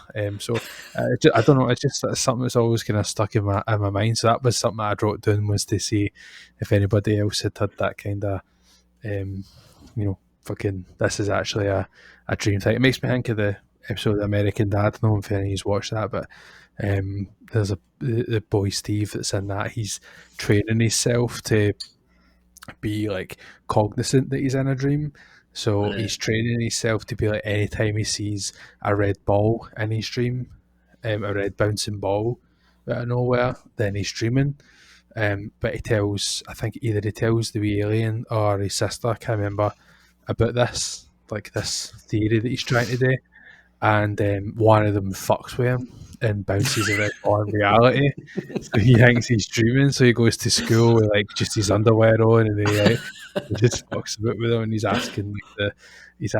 asks his crush. I think she says I can't remember, but he asks her, and then the whole like bringing him back down to reality was that he was just like, right, I'm going to go home, and he's like, and somebody's like, right, okay, you can on the bus, and he's like, nope, I think I'll fly, and he just like fucking nosedives at the like second floor window or something like that, and he just fucking both and he's fucking half dead on the ground. So it always makes me think about the whole idea of being cognizant and what you would try and do in that situation. I thought long and hard about this topic, and then I said to myself, nobody wants to be that depressed today. No, not a single person needs to know what kind of reoccurring dreams I have and have had my entire life. So I went with, what's the last dream I could possibly remember? And then I said, nobody needs to know that one either. They're all bad. That's what I could tell you, man. I don't know if I've ever had a single good dream in my life. Some people like that, though. Some people are. I mean, actually, I think my mum I was talking to my mum the other day, it was today, because she said to me, like, what's the podcast about? Because I phoned her when I'm driving home, and she's like, you doing a podcast tonight? I says, aye. And she says, what's it about? And I'm like, my mum and dad are like, they don't really know like games, and they don't really know like stuff, and they take the piss at me for everything. So I'm like, I don't know, mum, I'm not sure yet. And she's like, all right, aye, okay. I says, fuck it, I'll just tell them. I says, oh, one of them's about like dreams and stuff, and mine's is about coffee and that, and they don't really talk about the whole idea of like how important like others, like what people think, that kind of stuff. So I didn't mention it I didn't mention that one to them, right? But I'd mentioned to her too, and my mum just fixated on the dreams thing. She's like, I don't really have dreams. She's like, your dad has dreams, mad dreams all the time. She's like, but I don't really have dreams. And that was such a weird concept to me. Like, I've had a lot of nights like that where you just wake up.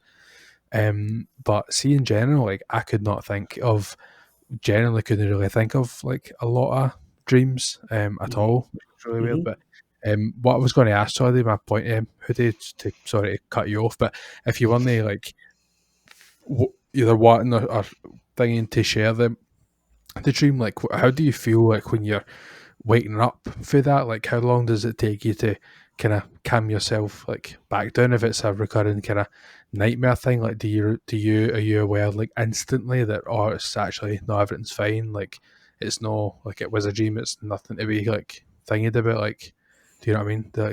Is there like a point where you go, as soon as you wake up you're like, oh thank fuck, like that was fine, or does it still kind of play in your mind?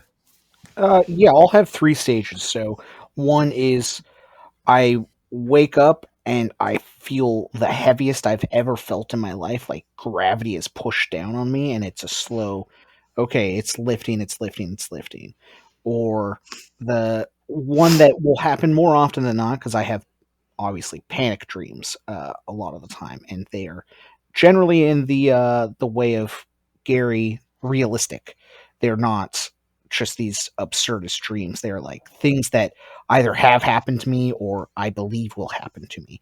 And in that, I'll wake up in a cold sweat, and then the the third stage, which is one that doesn't happen too often, although now I'm talking about, it'll probably happen tonight, is that I'll have at the tail end, I can't open my mouth, and so I'm like trying so hard to open my mouth in my dream that I'll wake up and I still can't fucking open my mouth. My teeth are so clenched and it feels like they're going to shatter into a million pieces. And I am trying forever. And some of the times it'll slowly get there, and it'll finally, my mouth will like unclench.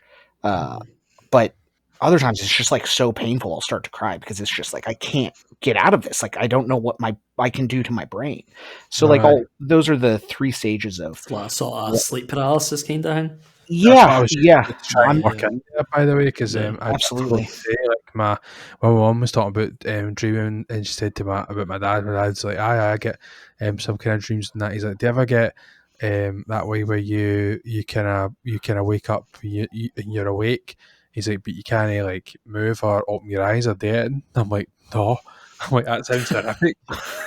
He's like, you're kind of paralysed. And I'm like, that's fucking madness. No, my brother used to get it. My brother used to wake up and thought, like, didn't think, but you'd wake up and he felt like he couldn't breathe and stuff like that. He said it felt like somebody was sitting on his chest. She says it was like you had to try and teach yourself to breathe again. Yeah. Aye. So my brother gets that. That's fucking horrid, man. I would. Yeah. How horrid did that be? You just feel like you're hopelessly lying there, nothing. You can't do nothing. But it's pure horrible to even think of. Oh, absolutely. Yeah. It's fun. I know. Obviously, Hoodie, your ones are extreme, but my wife's like that. My wife, she always says that. She says, "I never have a nice dream. I always have pure shit dreams." But it's funny to talk about like vivid dreams and like how it affects you in the morning, because I think every single person that's probably got a partner has had that cheating dream, like your partner's cheated on you.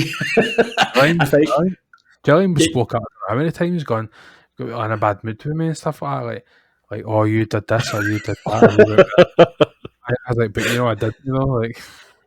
I've seen myself being like that. I've seen myself have a total dream. As I said, my dreams feel very real and very vivid when I actually dream. And when it happens, and you're just like, you've just had, feels like odd fucking night. You've just watched your partner sitting cheating, or like you've had these conversations of like her cheating on you and stuff like that. And you wake up the next morning and you can't help it. You're fucking raging. And you wake up and you're just like, fucking bastard. And you know it was a dream, but you're just like, it just totally set you off in a bad mood straight away before you've even did anything. And you go for a shower and you're like, fucking asshole, fucking. I don't really hold it that long. It's like, as soon as you wake up, I'm like, oh yeah, it was just a thing. Let it go. I don't hold a grudge. I've got enough things to fucking hold grudges with people. I don't need to fucking have fake reasons. Do you know something else I keep having now? I keep having that I think my alarm hasn't went off dream. Yeah. I don't even know if it's a dream or just like a wee bit of anxiety, but I keep was it last week? It was last weekend. I was working and I jumped up out of bed and I was like, fuck, I've turned my alarm off. It was 3:30 in the morning. Oh, that's one where even for today, I'll set an alarm because I'm like, I'm internally, I know my clock will go off and I'll wake up or whatnot, but I'll be like, oh, it hasn't gone off. Like you said, I'll wake up, I check it. Oh, now I gotta go back to bed again. I'm so tired. By the time I actually have to wake up, I might as well have just stayed up. Just been my own alarm. I've had this probably 3 times in this year, probably. So in 4 months, I've had this 3 times, and it's horrible. It's horrible. I hate it. Do you know what? Yeah. I done it one morning. This was years ago. This is before I think we even had Orla. And I jumped up, did the exact same thing. Didn't check the time though, because I just assumed that I knew that it was. I went off. I went for a shower. I did everything, went, brushed my teeth, went for a shower. I came back in and my wife or my girlfriend or whatever she was at the time was like, what are you doing? And I'm like, I'm getting ready for work. It was winter, obviously. at this time. It was she's like, "What are you doing?" And I'm like, "Getting ready for work." And she's like, "It's 4 in the morning." And I'm like, "What?" Fucking 4 in the morning. I must have jumped. It must have been about 3:30 again. Must have been at 3:30, and I just went, "I'm going ready for work." Fucking don't start till 8 o'clock. Maybe they went away to work. 5 hours. I just got up that morning. I was like, "Oh, fucking no point going to bed now." So I just got up, and just went downstairs and watched something. I played computer, and I was like, "Oh, fuck this." Imagine you went on the way out to the bus, like went to work, pure fucked. You know, did a shift before I went to work. I have a similar one. It happens a couple of times a year, but it's no the alarm clock, but it's like that like running late for work dream, like where you're like you wake up and it's like, oh, I've slept in, and it's like, right, I really need to hurry up and get to work, but you can never get to work.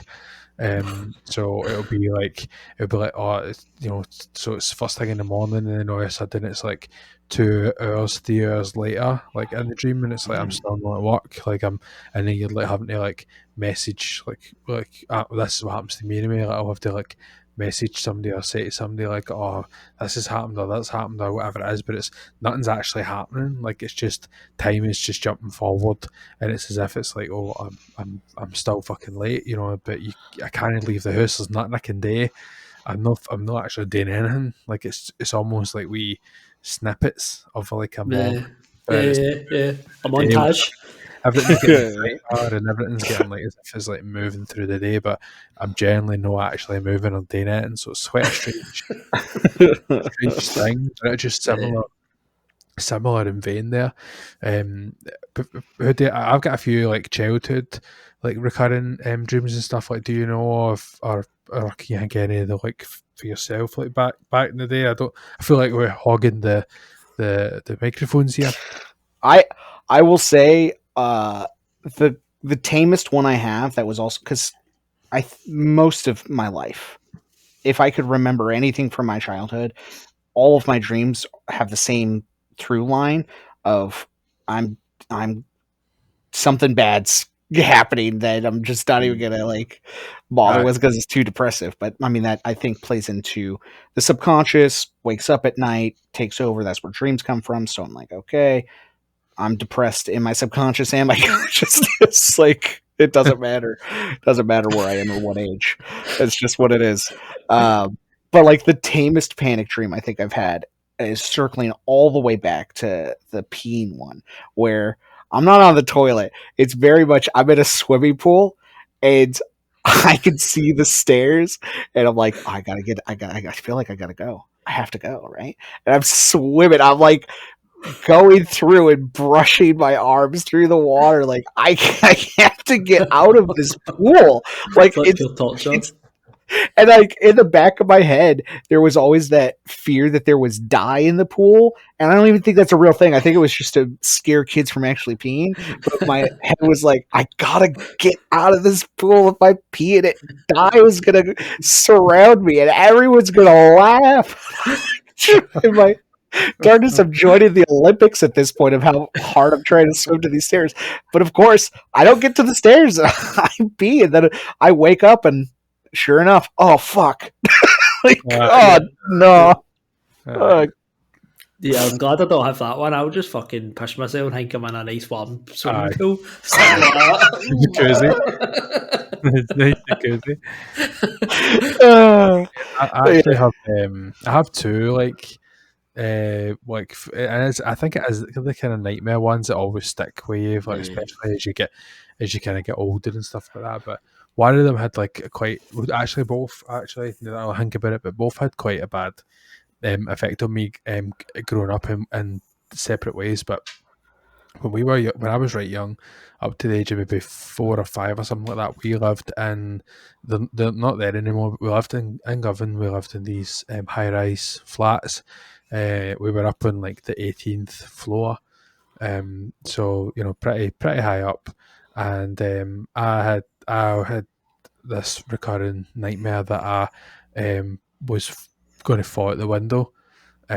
So there was be like it would be like one of them that I remember anyway was like that there was no glass in the window. Like they were cleaning the windows, so the windows were away.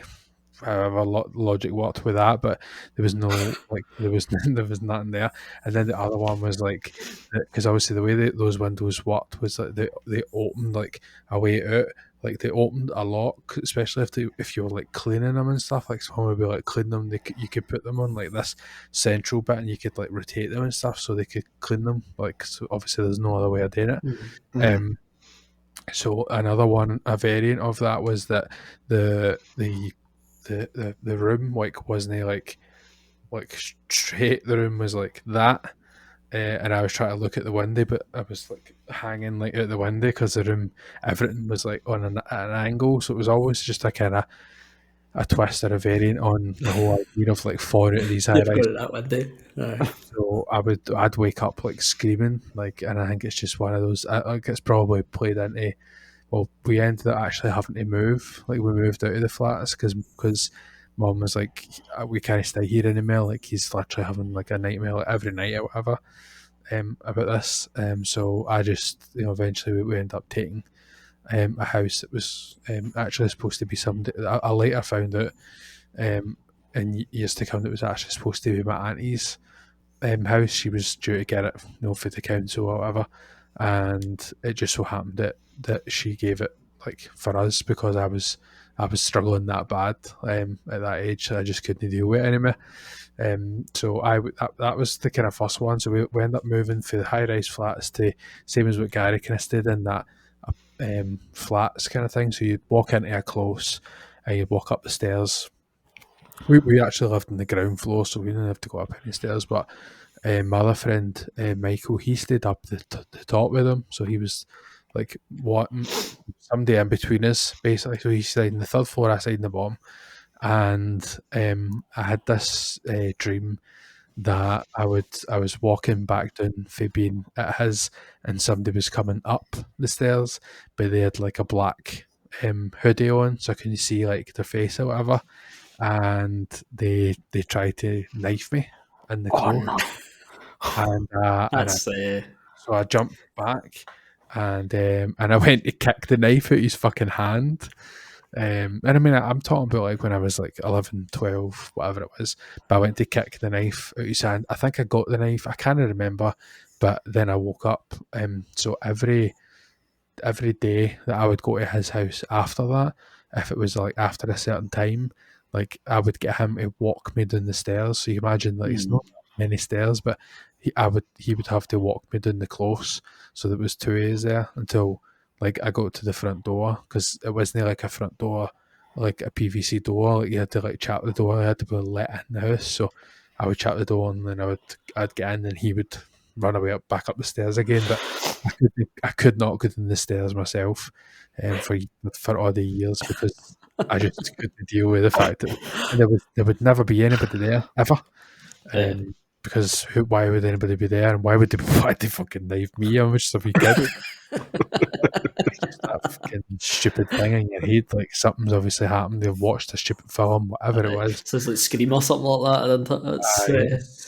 So it's a really strange kind of thing. But that's the most of the kind of childhood kind of stupid kind of ones. But somebody mentioned about the whole like waking up kind of panic kind of dreams. I actually get them from work, actually, when I'm at my worst, for work, when I'm at my like most anxious or worrying about a particular thing or a job or a project, whatever it may be. And what ends up happening is that I will have a dream where something's went wrong in the dream, and I'll wake up panicking about how I'm going to sort that problem. And it usually takes me a good 30 seconds to be like, I was dreaming, like that isn't a real thing. But then sometimes it actually doubles down and I'm like, is it a real thing? And then eventually, and then it's because then that leads into, What was it I was worrying about again? Like, there's something that I'm missing here. I'm forgetting about something. Like, something's happened, and I'm not going to be able to fix it because I've forgotten about it already. Because I've just had a dream about it, that it's happened. Like, I've just remembered. I've just realised that something's happened, and I'm not able to fix it now because I woke up and I forgot it because it was a dream, and it takes me like a wee bit to be like, fuck off. Like, you know everything that's like, especially if something is actually happening that's wrong in the job. Like, this is like a kind of like, well, what else is like gone wrong? Do you know what I mean? Like, it's hard to explain, but Yeah. effectively what I'm sitting panicking about is something that doesn't actually exist, that I cannot remember about, that is not that I can't fix because I can't remember it because it doesn't exist. And I tell people when I work sometimes, and they're like, "What the fuck is wrong with you? Why are you fucking?" And I'm like, "I don't know. I just wake up, and I just saw it just came into my head. I didn't want to cut you off. I think it was Hoodie had mentioned it at the time, and it was just sort of thought I'd double back on that. Yeah, I think that plays into my next bit of questions for the dream is just kind of what do you think dreams are, and like what do you actually think like your mind's trying to do when you're dreaming, and also, how fucking weird is it that you forget like your dream like about 3 to 5 minutes after like you've just dreamt it? Mate, It's I know so you. so Sometimes strange. it's not even as long as that. Sometimes I wake up and I go, "What was that again?" Like, Aye, and aye. Yeah. supposedly you don't even have like supposedly you suppose that there's so many dreams that you have over the course of a night. I think there's some sort of study kind of had shown that you actually have like probably forget more dreams than you would ever actually even remotely remember. But I don't have a philosophical answer for the whole dreams thing. I wrote down my answer to that because you wrote that in the Google Doc, but about what do we actually think's happening. So I'll leave the conversation to you too. But my only point, I've always kind of felt like because of especially my job and stuff, like sometimes I'll wake up and I'll be like, oh, aye, that's how we fix that, or that's what it is today, or that's I get like moments of clarity. So in my brain, I always just think about it as like it's sorting the motions of the day, like almost like a kind of filing cabinet in the mind, like where it's like resorting stuff or kind of rearranging things to be like, right, this is where this goes and this is where this goes, so that there's a bit of kind of, I don't know, neatness about it because it's kind of sorting through the stuff. That's how, like, generally, if you've been talking to a particular person in that day, or dealing with a certain thing or whatever, like these significant moments, or watching a particular film or whatever it is, playing a game, like sometimes these things creep in, because your subconscious is sorting through that information. So, like, for me, that's what I feel like the kind of the idea of dreams is it's your kind of brain just almost kind of flickering back through like what it is that you've done or experienced that day and just kind of putting it in its place. But I have no fucking actual science behind that. That's just in my head is what it is that happens. I'd be interested to know if there is a science behind dreams outside of knowing that they do happen and where they come from, right? Like, why are they happening specifically for anybody is like subjective. There's no real one answer because I think everybody can have a different interpretation of what they're dreaming. Like, eyeballs chasing you. What does that mean? I don't know. Are you going to lose your sight? Like, what what is the coherent argument there for that, right?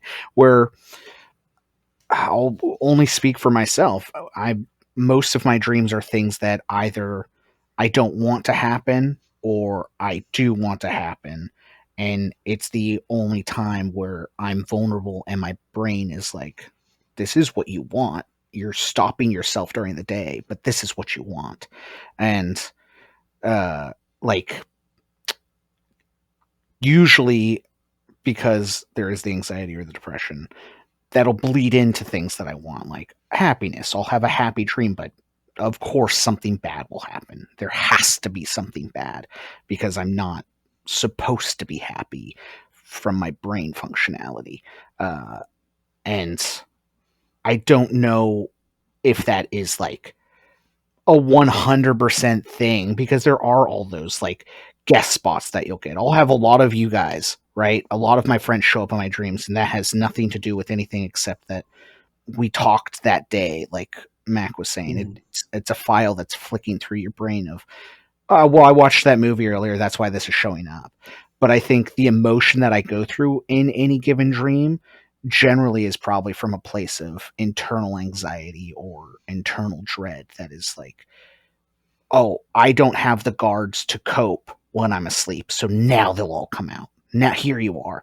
Oh, you do want to, walk into the ocean. There you go. Here's your dream about it. Those kinds of things of chasing that part of reality and part of fantasy is always a reoccurring thing in my brain. Right? Like I said, you can't say that for everybody, and I can't say that as a 100% for my brain, but it is very much my emotions coming in at the midnight hour, because they finally can, where I've spent the entire day running away from them. Like, here they are. You can't run from us now. We got you, fucker. Got Freddy Krueger in your head. Yeah. I mean, yeah, it's most of my dreams do end with my end. So it's like, okay, here comes Freddy. For me, I think dreams is just your mind just unwinding the day. It's just kind of, as I use as Bill Fees have said, that it's just that kind of everything bleeds into that dream. Everything you've been kind of doing that day. I think for me, bringing this topic up is because I totally relate what you were saying about your work. When I obviously had my mental breakdown that I've talked about before, after that I was having like horrible dreams about work constantly. I was hardly sleeping anyway, so I was lucky if I was getting 3 hours sleep during that kind of time for like a year, and that was me. And every time I'd fall asleep, I'd be dreaming about work. Horrible cycle. As I said, I was only getting 3 hours, and then after a year of that, I put myself through torture. I ended up going on medication. So it's a sedative to help you sleep. So for like the best part of a year and a half, I'm still taking it, but I was taking the sedative and I didn't dream for like a year and a half, solid. It just like turned my brain off at night. Used to take it just before you go to bed, and it just conks you out, man. Totally conked me out. So for what are we on? I've probably been on that medication for about 2.5 years. So probably it's only been the last 6-7 months that I've actually started to dream again. Medication probably isn't as strong as what it was. The effects are starting to probably wear off, so that's why I'm probably starting to dream again. That's what I think, because it was literally, as I said, for a year and a half, best part of a year and a half, I wasn't dreaming at all. So I think that's why this kind of topic's in my mind, because I keep having dreams again. So it's strange. They kind of got back to having dreams, but as I said, I have vivid dreams. As we were saying, like I think it is just unwinding the day. Even though some of your dreams it can be like work, but it's no, it's stupid stuff that happens. It's like somebody's got to go and get a roll of bacon in your work and stuff like that. It's just pure stupid shit that happens in my dream, but realistic stupid shit. But aye, that was a good topic. I think it's a good one. Everybody kind of, as you say today, I think it's very strange how, as a human, every single person dreams. And it's just a thing that just happens, and every person does it. I mean, there's nobody that doesn't do this at one stage of their life, and it's all different for everybody. And it's just a really fucking weird conundrum that I'm not 100% sure. Does anybody actually know why? I've never looked into it. Maybe there is and stuff like that, but it's just fucking weird. It is.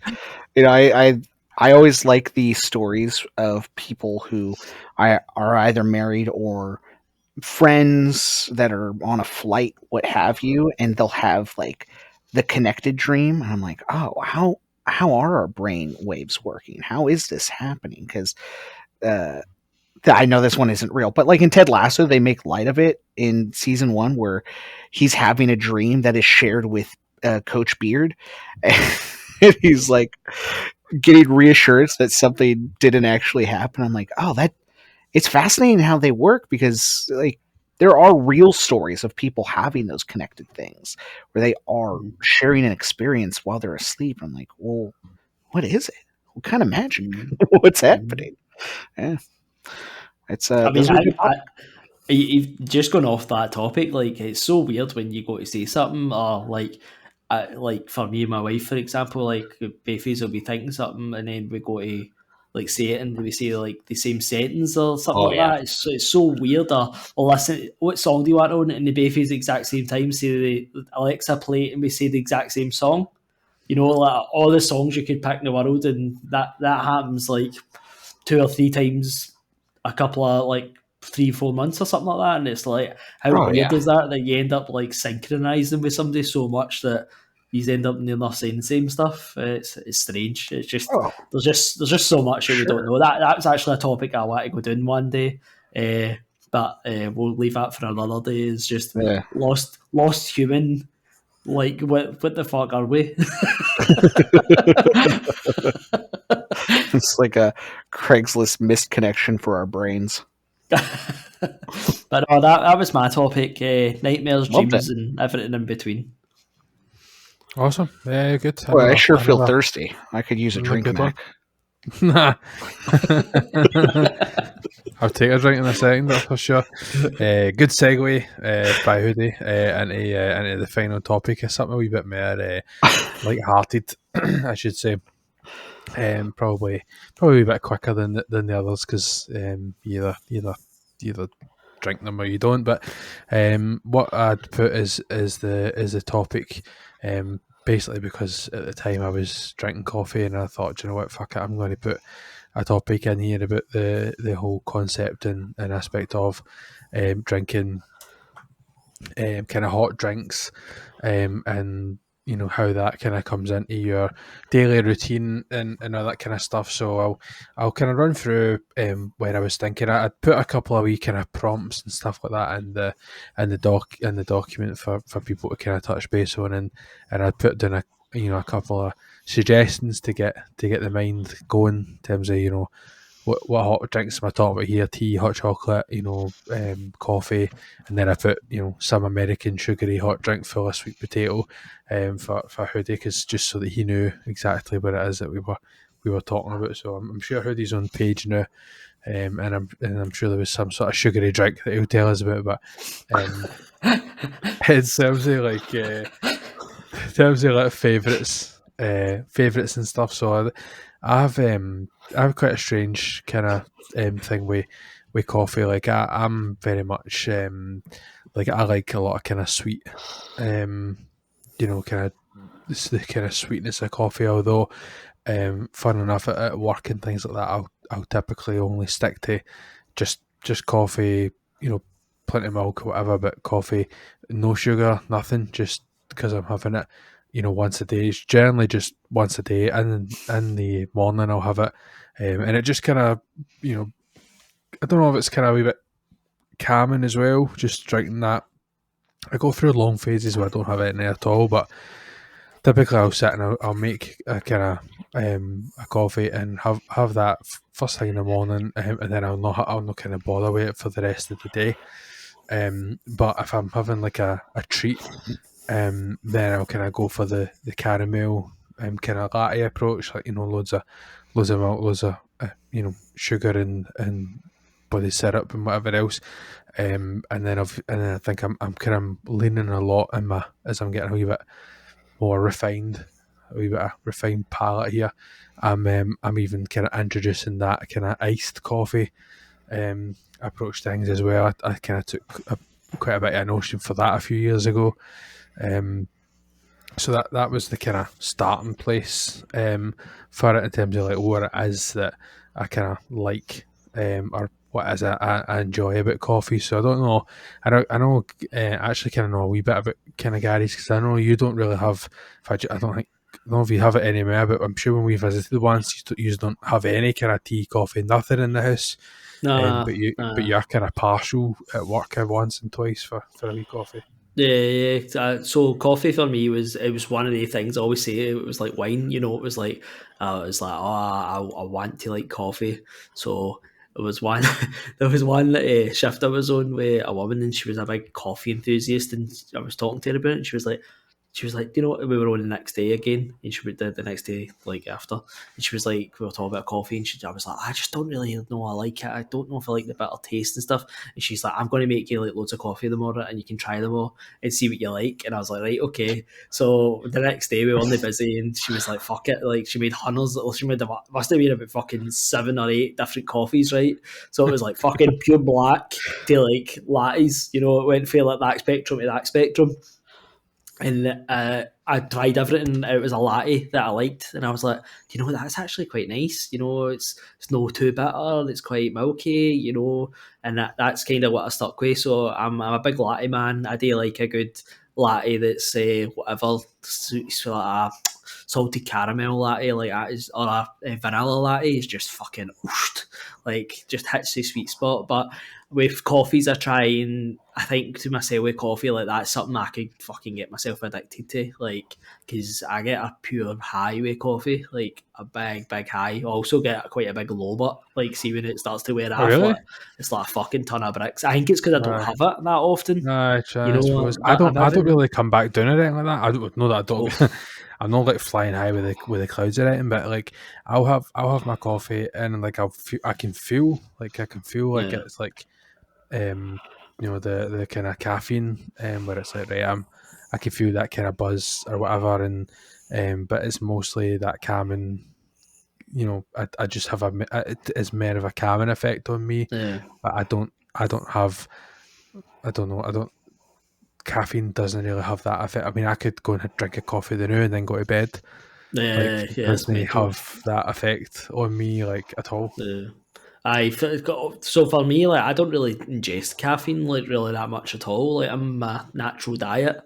Maybe chocolate now and again. That's got caffeine in it, but don't like drink juice really. I don't really drink energy juice, nothing like that. I don't really ingest caffeine. So I think when I actually have a coffee, like it's like fucking boof, like blows the arse off me. I even sometimes get like the coffee like shakes and stuff like that in my fingers. That's how effective the caffeine is for me. Like, see, like that what you're saying, like have a coffee, like I'd be fucking up to about 4 a.m. Like, if I have a coffee, I need to have a coffee like about 10 o'clock, 11 o'clock is literally the latest I can have a coffee, or else I'm fucking up. But it's not something that tings me. That's weird though. But with a big higgy, I do have big come downs. But man, I fucking feel drained by the end of the night. After I've had that coffee, especially if it's a strong coffee, sometimes you get the lattes that just fucking kick you right the arse. Aye. Sometimes you get them and you're like, didn't feel really it in there, but sometimes I don't know what they do. They just must give you like a fake espresso shot or something like that, and it just blows the heat off you. But I think, but coffee, I do like a good coffee. Also, I think tea now and again, but it's very seldom. My mum and dad are big tea drinkers. I know how British. My dad's so tea. It's like, it's ridiculous. Like, honestly, I'm no joke when I say this. Like, he has a very particular way that he makes his tea. I don't make it for him because I put too much milk in. But it's like, honestly, like that is how much milk. Like, just like you're pouring it, and it's like, and then you put it back up again. Like, it's nothing whatsoever. So I tend just not to make it for him, because if it's too milky, he's like, that's shite. Or like he has that other one with me, because I'm like, I leave like too much room or whatever to put the milk in, forget that he takes no milk whatsoever, next to no milk I should say. So he's like, what's that fucking half a cup you've made me? Like, that's that way. I'm just like, do you know what, fucking make it yourself, man. But I think tea is like that though with people. Like, if people drink it all the time, they've got a very like, it needs to be this or else it's. My mum and dad are like that. They both their teas are like completely different. So when they're trying to make them, I'm like, oh god, one's at one end of the spectrum and one's like baby tea, as everybody calls it here, which is like pure milky tea. I tend not to take tea because I kind of. it's something that I don't like. I generally don't like the taste of tea. It just has that taste to it, but I love tea with like sugar in it.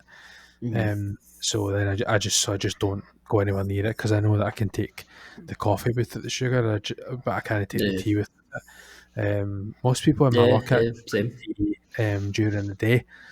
So they'll have their coffee in the morning, and they'll have their coffee before they come into work. If I think my boss maybe has one before he comes in, or I can't remember, but he definitely only starts with tea, and then he'll have like after lunch, I think he has like 1 cup of coffee, and then he goes back to tea again. Like so a lot of people are kind of ditching and reducing that kind of consuming of coffee, because I know people online, actually I've seen a lot of people online that get like sore heads and stuff because they're trying to come off of how much coffee that they drink. So I never want to, not that I never want to get it, I would obviously never want to get into that point or be addicted to caffeine. Like there's some mornings I don't need to have the coffee. Like it's not like if I don't have this coffee, I'm not worth talking to. Like I know people like that, especially in my work. They'll not talk to you. They walk in and they'll just be like, morning, and they'll not talk to you because they've not had a coffee yet. And it's like I'm not at that point. Like I could go full weeks without it, but it's just that kind of part of my morning routine. I can man out my emails. I make sure there's none that need like immediate response to or having to like look at it and the end. And I'm like, right, okay, I'm just going to go make myself a coffee. I'll come down, I'll sit down, and I'll go on with my work. So it's just part of that kind of start of the day type thing. But I wrote something else down, and Hoodie was actually asking me about it just before we came on, because he was running through the Google Doc. I'd wrote Bovril in the Google Doc as a hot drink, as well as hot chocolate, actually I should mention. But the idea of Bovril, in case anybody doesn't know, it's like a thing that we would serve at like football matches and stuff, where it's just kind of like, I don't know what you'd even say it was like. It's like a thin gravy. Aye, that's what it's like. But no, it's not as pungent as gravy. Aye. So that's as best as you could. As it gravy, as in like a beef gravy, like a and I don't really know how to sell it any more than that. It's not something that I drink. I don't consume it or anything like that. But I don't drink either. No, you don't bother with either. I think I've only ever had it once at a football game, and I had a pie at the same time, and I think I just dipped my pie in my Bovril, like because it just gave you that gravy taste. But no, I've tried it once, and I was like, I'm fucking drinking this. It is literally like drinking a cup of gravy, but no stick. That is literally what it's like. Smell. I've been with people that made it. I like the smell, but it smells nicer than the taste. That's about it. Hoodie, sorry. See, one other hot drink I would just like to say it's not in there, is a lemsip. That's not really a fucking hot drink. That's a medicine. I know. Well, it's fucking hot, isn't it? You drink it. Like a hot lemon. I know somebody that drinks hot water. That's weird, isn't it? That's weird. I suppose they're really good for you. That's the only way my mom drinks water. Really? Yeah. And you go, Hoodie. Just keep going. Just keep going. I'll tell you what. Caffeine doesn't affect me in any way, shape, or form. I don't drink coffee. I don't drink any hot drinks unless it's Christmas time. Sometimes I'll get chocolate milk. I'll go a little crazy. I'll get some chocolate milk, and I love that. But I don't really drink chocolate. Yeah, cocoa. So I was wondering about that way. I actually thought that coffee would have fucking sent you through the fucking roof. Like that's nothing. That fucking thing where I think Hoodie's up here anyway. Like I'm like, imagine if you just gave him a wee bit more energy, like what would they fucking be like? But I'd imagine it'd be like pouring like a tiny bit of fucking petrol into like an already blazing fire. Like it doesn't really do much anyway. All you would hear is a screech. Just that entire would be it the entire time. Yeah, I mean, I don't really drink that much besides water and like Diet 7-Up. I don't drink any sugary drinks. I don't get juice. I don't do much with it anymore. Like if I'm ordering, what? Sorry. Oh, you go, mate. If I'm ordering from McDonald's, I'll get like a iced mocha. Those are really good. I like those. Oh, I quite like a mocha. But I think my exhaustion has just transcended any kind of energy. It can't be picked up. Nothing will work. We stage mochas fairly well. Did you know? Because I'm sure you asked one. Aye, mocha and McDonald's just today the iced frappies, the coffee frappe. Oh, those are also good. Fucking the caramel. You fucking can live on them. Do you know what hot? There you go. Me and Jillian get the frap for Starbucks. Like we got one on Sunday there. Oh fuck, those are also really good. Man, it's so nice. God, the vanilla bean one. Ooh. Oh, I want to try that. A hot chocolate is a staple in this house. Like, well, it's kind of like a Christmas staple as well. That's one that we kind of go through. A nice shitty day outside, piss in the rain, cold, and you're like, let's just get a wee bit of fucking hot chocolate. And do you know what? Oh, do you know what's even better? They're doing white hot chocolate. Well, they do white hot chocolate here, and it's fucking white What's hot that? chocolate.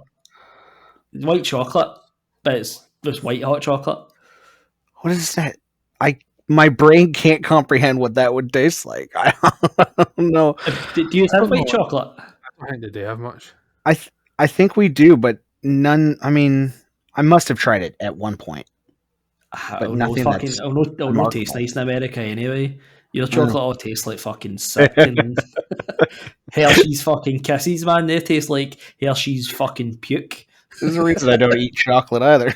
they wanna fucking hell. And gives you the milk. Our chocolate started the pandemic.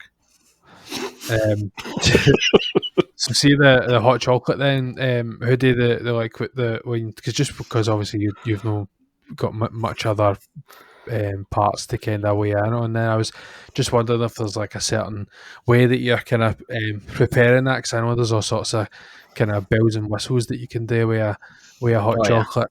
We certainly had a few growing up, so talk me through that, the preparation of the hot chocolate. Are you the kind of boiling, or not boiling, but warming the milk on the stove kind of guy, and I am for there?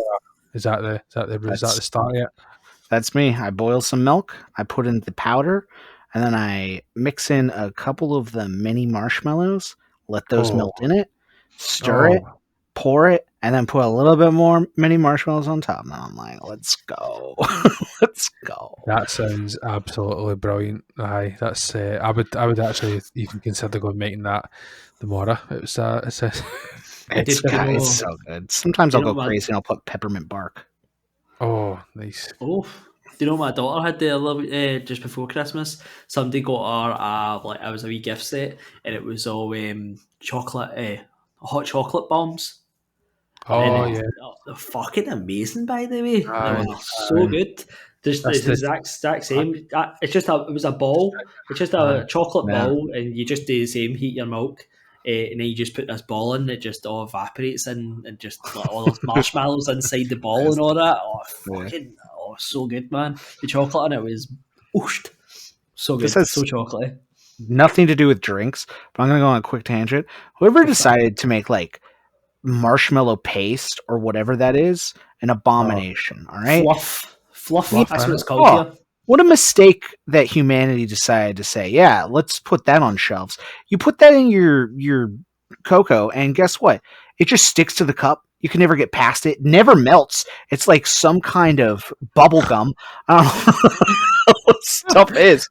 But the fact that this thing exists, a mistake. All right? You should be ashamed of yourself, whoever came up with that. It's like part you to know I'm judging you. Plastic or something like that. Like it's not able to be like broken down or processed. Imagine like insides. Also, try washing a spoon after scooping that out. It never comes off. But here, also shout out to fucking roasting marshmallows. Toasting marshmallows, sorry. Oh my god, these things are fucking the bomb when you do that. They really are. That's the You ever roasted a hot dog over an open fire? No, actually. Oh, actually, no. I put one. So I did one at barbecue one time. that was pretty good. Those are good too. Yeah. Aye. So I come right back completely onto the topic.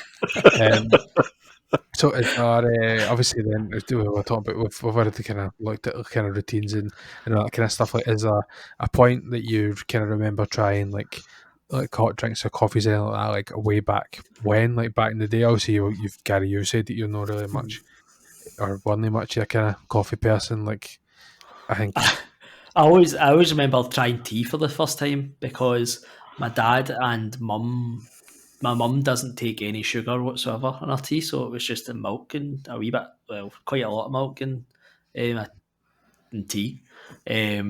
So that's absolutely rank rotten if you've ever tasted that. And then my dad used to only take one sugar as well, so that was never enough for my palate when I was younger. I was like, "What the hell is this? 2 sugars? That's when you're hitting the sweet spot for tea for me." But that's just when it's fucking basically a cup of sugar at that point. So I'm just gonna have a hot chocolate. Aye, pretty much. I remember growing up. I was in my grand's, and she was like, "How many sugars?" And I would always say like 6, and she would like kid on, and she was putting 6. I could see what she was doing, obviously, and I'm like, oh, I'm getting 6 sugars here. Like if my mum and dad want me in, and she would just be like 1, 2, and she was not putting fuck all in, like obviously. So, it's a bit kind of strange that way. But what about you, mate? Do you have any kind of memories for way back when or whatever when trying coffees or anything like that, or realizing that it didn't really do much for you? Yeah, so tea was one that I grew to love, where mom loves tea. That's her favorite thing. But it was very much the sugar content. We don't have sugar cubes because we're not horses, so we have like just I always see them in restaurants. I don't see them or like at hotels or something like that. We don't have that. That's the thing where I'm always watching like TV. Ted Lasso has it where it's just like they have little pinchers and they pick up the cubes of sugar. They drop them in. I'm like, what is this? Where is this? Okay. Anyways, so I would like dump a whole bunch in there, and it would just be sugary hot water at that point. And so it was the balance over time where I was like, oh, okay, I'll try this one out. I love green tea now, but as a kid, it was like, oh, well, why do I want hot sugary water? And then when I first tried coffee, it was the immediate vomit that preceded that. I didn't realize that you needed sugar in it. I must have been like 10 or 11, and it was like at an open bar, not bar as in like alcohol, but you go up, get whatever drink you want, and I poured it, and I took one sip and went just all of it out. It was so bad. Later, oh my, coffee is a mistake as well next to that marshmallow paste, unless you're putting in like a whole jar of sugar and some cream. Like, I don't know who's out here just waking up going, I want my coffee black. I'm like, are you okay? Who hurt you? I can't do that either. I don't do like black coffees. I can. So there's the only one thing I would kind of weigh in on is that you totally get like, I mean, I'm only like touching the surface here of like my coffee, like my admiration for coffee, like because I've got the coffee machine in the kitchen that you put the kind of coffee grounds in, and the kind of can froth the milk and that for you. It makes some pretty good coffee. But I've bought like coffee from like from a website, and I've tried a couple of different kinds and stuff. I wouldn't say I'm as into it as like what the website. I mean, it's similar to like wine and whiskey over here, where there's like different like tastes. It's like, oh, here's the notes and all that, and you're like, no, fuck off, it's coffee, right? But I like the proper like light roasted stuff, like anything dark roasted and extra dark and all that. It's just absolutely fucking disgusting to me. Like, just bitter beyond belief. Like, I like the light stuff where and smooth, like stuff where it's just like I know it's coffee. I can taste the coffee, but just it's as soon as it gets to that point of like bitterness, it's just like I can't drink it. Yeah, No. I mean, I don't know why people are able to. I don't know. I felt like I was going somewhere. No, that's just the statement. Why are people able to? No, I get that. There's a woman in my market just drinks black coffee, No, and you know when she's in because that's all you can smell. You So walk strong. into the tea room, it's just like poof, bitter coffee right up your nose, and you're like, Jesus fuck. The boy I marry, she's the kind of Polish colleague of mine. He's mad for his coffees. He has like the I don't remember the name of it, but that one, it's like the press, like where you put the and you kind of thing it down, and he's kind of into that. But he would typically always have it's like black as tar, like coffee, so strong. And I love the smell of it, so it never really bothered me, but it was really, really strong. But It's like fucking plutonium at that point. Exactly. Just who they mentioned, like the idea, like I mean, I don't know who would want to like. I remember thinking that about coffee in general, especially years ago when we got. I mean, we've got the two kind of biggest coffee kind of places that purely known for coffee, and the UK. Obviously, they're not UK companies by any means, but you've got Costa coffee and Starbucks are the two biggest kind of ones that you see. Obviously, we have smaller places that you can go and get a coffee in as well, and local places. But those two are the kind of bigger name ones. And I remember locally to where my parents stay, they were building this drive-through Costa. You could literally just drive up, get yourself a coffee and go. And I remember thinking, well, that's not going to fucking be open for long, because who's wanting to get a coffee in the car, who's want to drive by and get a coffee? I just couldn't fathom a reason for why you would want to do that. And fuck me if I spent a fortune in these places by the way onto them for my coffee. Like I don't do it as much anymore because I have a wee bit of guilt about using that when I have such a I've got a machine in the house, so I should just buy coffee. But my problem is I don't use the milk up enough, and I have a bit of an issue with milk where I like it really, really fresh. Like if milk's been in my fridge for like longer than 2 days, I don't like. I just, as soon as it starts to get that a hint of not being fresh anymore, like I'm just like, I'm done. Like I don't want that anymore. Hoodie's not got that problem. Their milk lasts for about 6 months. My milk expires on May 16th currently, the jug that's in my fridge. So I don't really, I'm a wee bit kind of funny with that. So I tend to like, to be fair, like we have milk and work, so I just go into work and make myself a coffee with a jar, instant coffee, whatever, just doesn't really bother me. But I would prefer, I do prefer nicer coffees. So typically around about payday, I'll kind of jump into Costa on the way into work, or jump into Starbucks, whatever, and get something. But unfortunately, like I have this bad habit now in Starbucks where they do these toasties. So I'm like, fuck it, now I'll just get a toasty as well. You know what I mean? So it just starts to kind of get that food and coffee combination in. So I've managed to get that, whittle that back out again, and it's purely just coffee. But I do lean too much towards the kind of like high sugar ones. When you start looking at buying coffee from these places, but I just wanted to kind of put that in there. That I definitely. What would you prefer, a Costa or a Starbucks? I don't know. I think I'm kind of leaning more towards Starbucks. I'm the same. Because I don't know. I think I liked Starbucks. I think I used to drink iced coffee for both, and I think I like the iced coffee for Costa more. But the straws are fucking diabolical, man. You get like two. You like 2 sips and like, I don't know what the fuck's happened. Plus, they won't tell you like a large.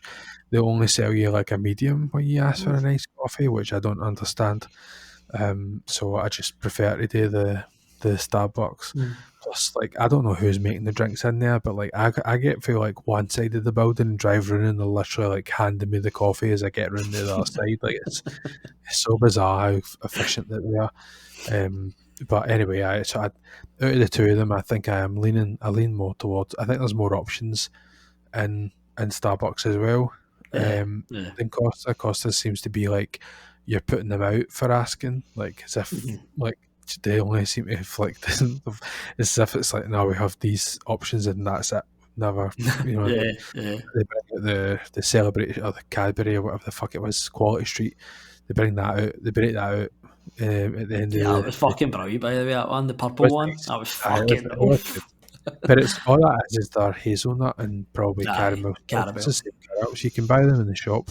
The syrups that they use in there. So I just wanted to kind of mention that the whole rise of drive-throughs. Like I absolutely just thought, nah, that's a fucking farce. Like who would really want that? And I am a sucker that wants it. So that's just what it is. That's just what it is. It was mostly to kind of touch base on these things and if there's any kind of comforts that they bring. But I think I'm probably the kind of biggest consumer of them. So there's not really much this kind of similar feelings in terms of like why you would drink them. Maybe you, Gary, in terms of what is it? Do you just take a notion for coffee, or are you like? I usually try and get like maybe it's kind of like 2 or 3 a month. So just kind of whenever it fancies. I just don't know. I just take me notions. That's the word. I just take a wee like, I'm just going to go get a massive like coffee. Just depends. Just, you know. As I said, I need to try and have it in the morning, so it needs to be a nice morning that I just feel like. If I'm out and about, if I'm at the shops and stuff like that, that's when I'll most likely get it, like, you know, a mall or whatever like that. I'm using my American words here. That's when I'll maybe go, there's a wee Starbucks there, right, okay, you know. That's funny. Walk in with my own cup. Always got my normal cup, my recyclable cup. You don't actually take that cup about with you? I've got one in my car. Or you go in knowing that you're going to get one then? Aye. If I know I'm going to go and buy it, I'll be fucking get one, you know. Can I walk by it twice and no get one? I don't go in like if I'm in the you know, if I'm at shopping and that, I don't go near them. They always look too busy. Like I know how quick the lines go down, but I just don't go near them. I always think to myself that it's an inconvenience walking around a shop with a hot drink because we're getting in and out of shops. Like, so I typically don't. It's usually like if I'm driving home and I'm taking, or if I'm going to work, like that, I'll get one. I actually next time get one and walk about the shop with it. Change your life forever. Change your life forever. It gives you something to look forward to walking about the shop. You're like, what's that? Oh, you got to try a dress on? That's fine. You just sit in your wee coffee or fucking happy chappy. Telling you, change your world. I just don't. It's just too many things to think about there. Just not it. I just like the sitting. I don't like drinking through the wee plastic opening thing. I've been burnt too many times with that. But literally burnt. So I'm just not into it. But what I do like today is like a Saturday or Sunday or whatever. Typically a Saturday is like I'll go and I'll make a coffee and I'll sit and I'll drink that. But I like to also buy like a nice like high end fresh orange juice, like none of the cheap shit. Like the good I can't remember is it Tropicana? That's like the best fucking orange juice that we've got over here. I like to buy that, and then when I finish my coffee, then I'll take a glass of orange juice. It's like two of the worst things for your teeth ever. But anyway, I like to kind of follow up that taste that's in your mouth, the coffee taste, and have that orange. Like I know it sounds like two sharp things, but it's not. It's really really nice. You get that sweet orange juice kind of taste like after the coffee. I don't know why, but it just has a really, really, I don't know, it just has a really nice effect that I just really enjoy. I tried Googling it once to see if other people felt the same, and I stumbled across this really weird thing where some people are putting fresh orange juice in their coffee, and then I just shut off the internet for the day. So don't know. I don't know if I'm the only person in the world that seems to have these Here, feelings. the last time I did that, I found that I had a phobia. I didn't even know it was a real thing. But I see every time I go to crack an egg, I have this pure like weird feeling that there's got to be a chick in it. Like, no, and I've done this for years and years. Every fucking time that I see if somebody else cracks it, don't think about it. See if I go to crack it, every time, every single egg, I think there's got to be a chick in this. There's got to be a chick in this. There's got to be a chick in this. And I looked it up one day, and it's a fucking phobia called homophobia. And I was like, I fucking didn't even know that. I had it for years. About 20, 25 years, I've had this and no known, and it's an actual phobia. I get pure sweaty. I get pure sweaty and all that. Like, see when I'm going to do it, I'm like, oh my god, this is.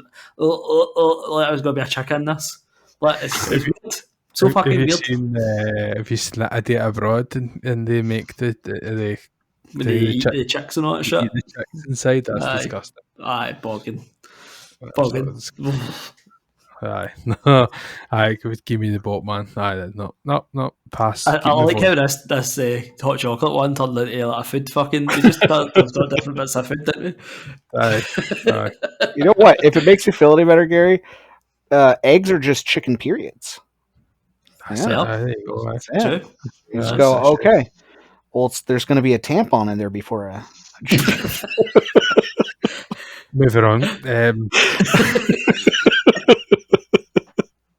So I don't think there's much else. I've not really got much else because I've kind of covered all the different things I was kind of talking about in terms of routine and that. I have, I'm kind of similar where I'll take notions sometimes to have it in the house, but typically it's going to work or a Sunday that is my kind of main coffee kind of times. Treat. We treat. I don't really have it any other time. So that's a wee light-hearted one, a wee bit of a shorter topic to finish off this week. I don't think just for a start wrapping up, Hoodie, I think you get anything else for this one, mate? No, but cheers to you all. Aye, thanks very much. I'm going to go and have a coffee and then go to bed. I don't actually I don't think I've got any coffee in, to be fair, but so thanks again everybody for bearing with us on our second episode there with random topics to the table, and I've really enjoyed this. Quite enjoyed the change of pace and being able to bring some smaller conversations to the table rather than try to worry about how to make points on these things that not make something last a full episode, but do something justice. Be able to kind of cover different things. I'm sure we'll kind of maybe keep up this format here and there when we can anyway, that's for sure. So we actually have a wee bit of a special episode for us personally, obviously, if we manage to record it in time. The next episode in May, if we record it, is going to be a kind of birthday special. It'll be the Vault Dwellers a year since we first started recording. So happy birthday to you. Exactly. So even if we don't record it, it is our birthday next month. So maybe we can, as Gary mentioned, maybe getting a wee live stream. So if I'm back on it, I'll be able to see if I can get the Twitch up and running soon as well, and we can see where that takes us. But failing that, we'll be back the next episode 20. And we'll see where that takes us. Maybe it'll be God of War, maybe it'll be something else. We never know. So I'll leave Ben you. pledges to play Avengers live. Play Avengers live. That's it, exactly. Is it shut down yet? It's not down. It's close. Speaking of Ben, it's somebody that we'll definitely get on soon as well. Between him and Rahul, and obviously we'll get Johnny Vids as well. We've got a mixture of people that I'd We'll just have a Royal Rumble. just let them host for a day. Here's the key. We're leaving. Like, just if you can edit it, it'd be really good. The alt dwellers. The alt dwellers, exactly. Perfect, absolutely perfect. So, hopefully this all going well. Should go live this Monday, as if they know when we're recording this. But so long as I can get it edited, Tuesday now. That's it, exactly. If I can get it edited in time, you should be listening to it. Was it May the 1st? So that'll be our first May episode, and we'll see what we can what else we can fit in over the course of May. So until next time, take care.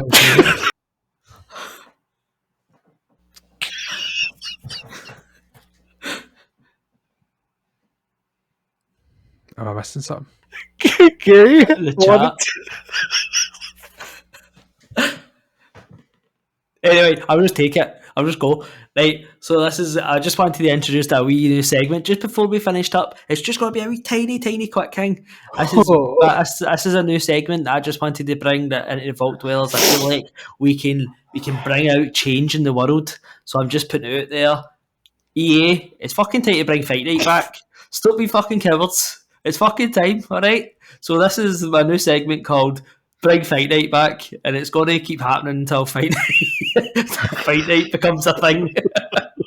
I want Fight Night back, and I'm just going to keep putting it out there in the world until it happens.